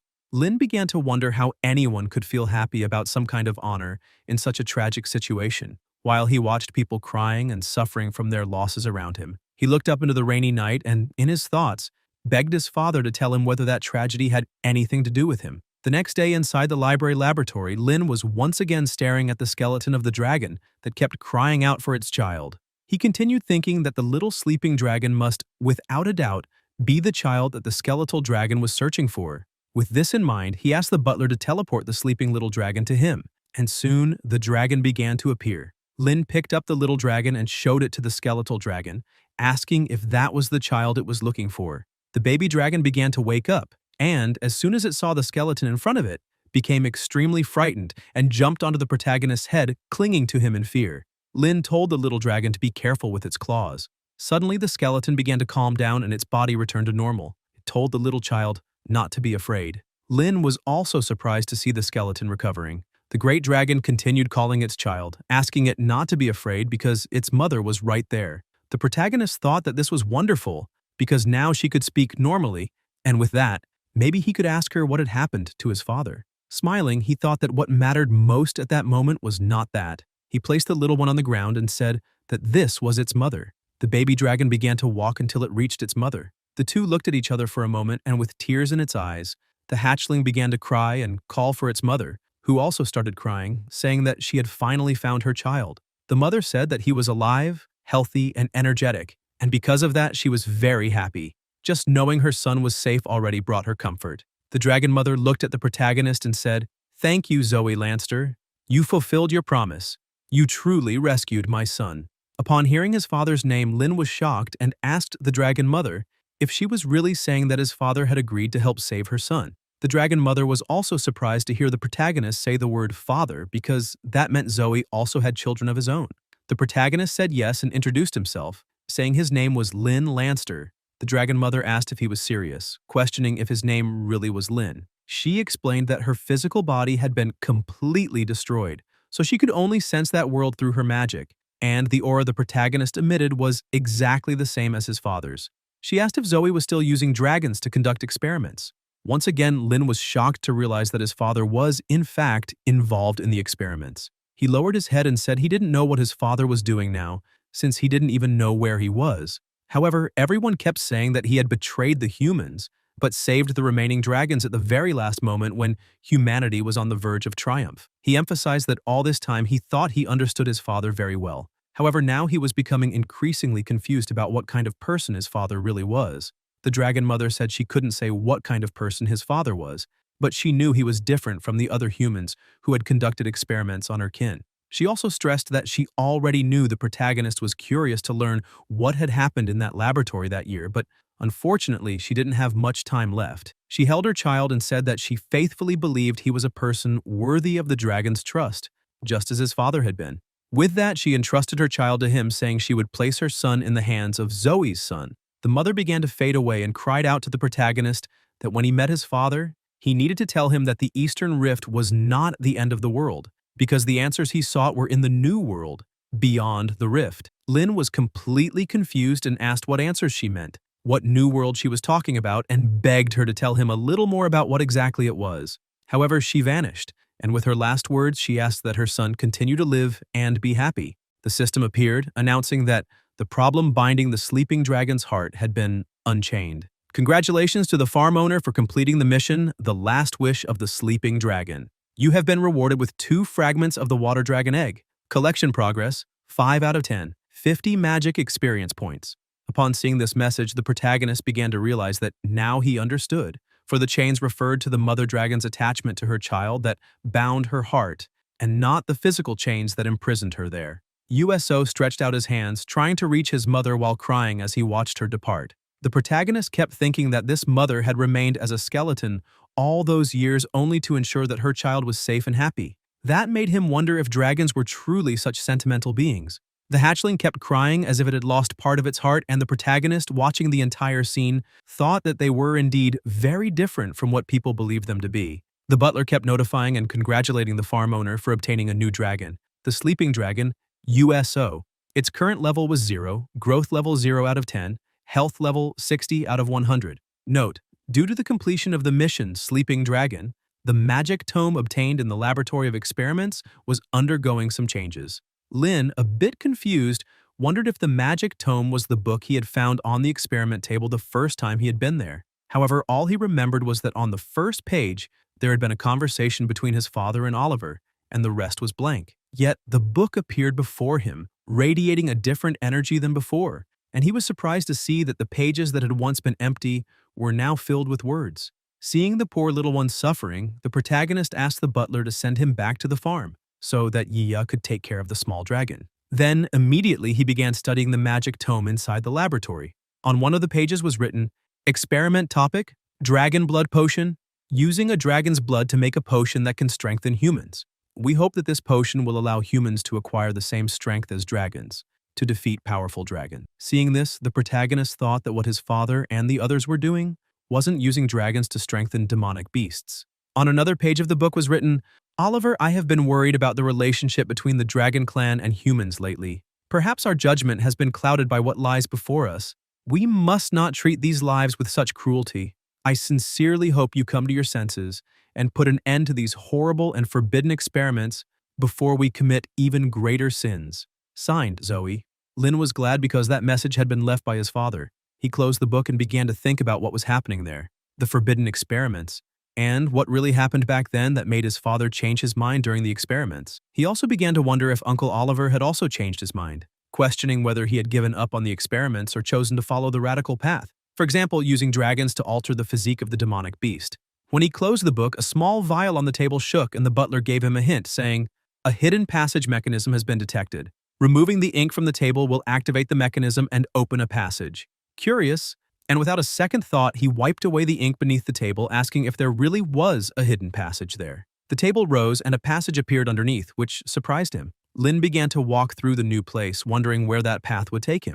From the dust accumulated on the lamps, he realized that this dark and hidden passage hadn't been used in a long time, much like the experiment laboratory. Suddenly, he came across a dead end and grew confused, since he hadn't walked that far, and yet the place already came to an end. He stepped closer and placed his hand on the stone, saying that apparently the passage had been sealed by someone stronger. However, as soon as he touched the stone, a glow began to appear, and he realized that it was another magic circle. He wondered if it was another one of his father's teleportation devices, and upon passing through it, he was surprised, for he hadn't thought there would be an underground channel on the other side. Suddenly, he heard a voice shouting that there was a magical fluctuation there, so there must be an intruder. People shouted to catch him immediately.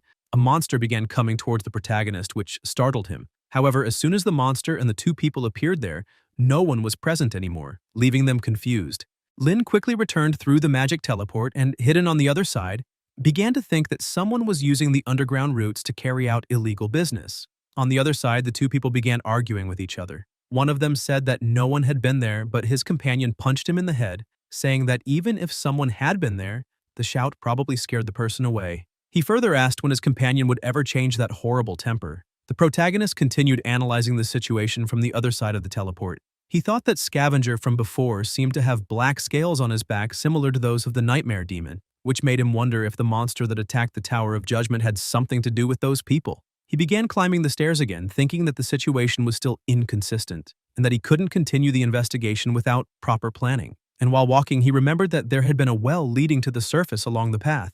Walking a bit further, he found the ladder again and began climbing it, thinking he would just take a look to see what was above the channel. As soon as he reached the surface, he put one hand out and slowly raised his head, checking if anyone was around. Seeing that apparently no one was there, he began to climb out of the well, finding it extremely strange that the exit led to a warehouse. Suddenly, someone appeared at the door, saw the protagonist, and began shouting that there was a thief inside and that the others needed to come immediately to catch him. Startled by the situation, he fell out of the well, and when he tried to go back, he saw that there were many guards. When he jumped to re-enter the well, the passage was blocked by a magic seal. Lucas appeared in front of his guards, shouting and demanding to know who dared invade and cause trouble in the Mason Chamber of Commerce. The two of them stared at each other for a moment, and upon realizing who the person was, the protagonist pointed at him shouting that this was the evil merchant called Lucas who wanted to sell Nike for profit. The protagonist was a little surprised, realizing that the Mason Chamber of Commerce was located above that dry well. Lucas was also extremely shocked, saying that the protagonist was that stinking, talented brat who had turned against them after accepting the gift they had given him. Lin grew irritated and said that Lucas had better pay more attention and be careful with his words. Suddenly, Vivian appeared at the door, surprised to see the protagonist, and asked what he was doing there, and if by chance he was the thief everyone was shouting about. Lucas kept shouting and pointing his fingers, saying that was exactly the case, and stressed that Lin had suddenly appeared inside the warehouse, so he was sure the protagonist was hiding something. Lin recalled when he had entered the portal to save her, and at that moment, it had said that Vivian Mason logged in and was waiting for the second player. He put two and two together and understood the situation, since the Mason, in her name, referred to the Mason Chamber of Commerce.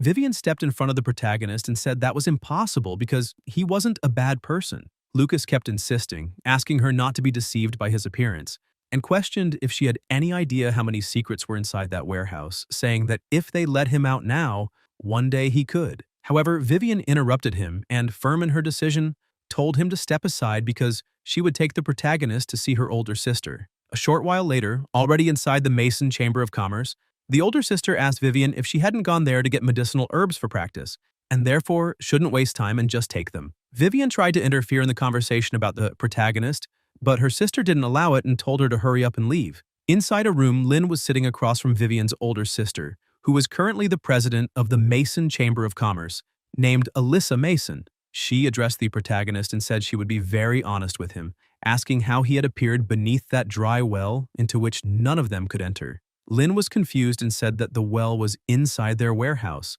so how was it possible that none of them could enter, and questioned whether it wasn't she who had cast the sealing spell to prevent him from leaving. She emphasized that people could only enter and exit that well through the dark passage below, therefore they could not enter from above. The protagonist asked if she really thought he was going to believe what she was saying and questioned whether the dark passage hadn't been created by the Chamber of Commerce to conduct shady business. The president asked if it was just her imagination or if he had been hostile toward the Chamber of Commerce from the very beginning, stressing that perhaps what Lucas had done the other day had left him with a terrible impression, but that regarding that incident, they also had their complaints. She stated she already knew it was immoral for humans to trade elves for their own pleasure, and that was why they had always refused to engage in that kind of business. However, Lucas had grown up in the Chamber of Commerce and had strong concerns about the survival and success of the institution. He had only captured the elves in secret so that everyone in the trade could live better lives. Lin remained irritated and asked if she really believed that because Lucas's expression did not hide his greed, making it clear that he wanted something beyond just a better life. Moreover, the Chamber of Commerce was the largest in the entire kingdom, so why did they need to trade elves in order to survive? Alyssa began to explain, saying that this took them back to the secret passage of the well. She said that not only was it not a path for conducting business, but in fact, it was the very culprit that kept the Chamber of Commerce hostage. She stated that if he truly was a friend of her younger sister, then he should have heard from her what happened years ago. She began to tell that at that time only one child returned, and people started questioning how the rescue guards ended up bringing back only a single child when they had left with such a large group. They had heard that the group encountered a level 8 demonic beast, and the guards weren't even able to break through its immunity shield. When the rescue army arrived, that little girl was the only survivor, hidden beneath a pile of corpses. The demonic beast that wiped out the caravan had been modified by a powerful group seeking to punish and retaliate against her father after he refused to cooperate, so to protect her younger sister and ensure the safety of everyone in the Chamber of Commerce and as the successor of her father's business, she had no choice but to cooperate with the killer of her own father. She emphasized that they had to supply these people with special medicinal herbs through the secret underground tunnel that had been built. And in recent years, that powerful group had taken so many resources from the Chamber of Commerce that it left them on the brink of bankruptcy. After hearing the whole story, the protagonist began to think that no one would have imagined that the Mason Chamber of Commerce, which was once the greatest trader in the kingdom, would find itself in such dire straits. Not to mention that this matter was also related to the modified demonic trace, which made him question whether the power controlling the Chamber of Commerce was also the mastermind behind the attack on the academy. Alyssa called out to him after noticing that he was lost in thought. The protagonist apologized, saying that he had gotten distracted for a moment and stressed that he believed what she had just said. He also said that what he was about to ask might be a delicate matter for the Chamber of Commerce, but earnestly requested that she answer with nothing but the truth. The president kept staring at him and asked what it was that he wanted to know. Lin said it was the list of medicinal herbs, and explained that he wanted to see the list of ingredients that the powerful force behind it all had instructed her to acquire, and that was why he wanted to know everything about it. Alyssa said that was fine and stood up, showing him the way. The protagonist was surprised, since she agreed without hesitation, and Alyssa asked him to follow her. As soon as they arrived in an empty room, he began reading the list of ingredients, and saw that it included grass, dragon scales, bay leaves, afternoon pepper fruit. While reading through the list, he thought that these medicinal herbs were almost identical to the ones his father had used in preparing the dragon blood potion experiments. That meant that the same person controlling the Chamber of Commerce was also the one who conducted the dragon blood potion experiments. He began growing irritated with the situation, asking himself if his Uncle Oliver was also involved in this. Yet it was frustrating for him not to know exactly what had happened that year. Alyssa just kept looking at him with a slight smile. A little later, she said she could tell how much he cared about this, and asked if he also wanted to know who the mastermind controlling everything from the shadows was.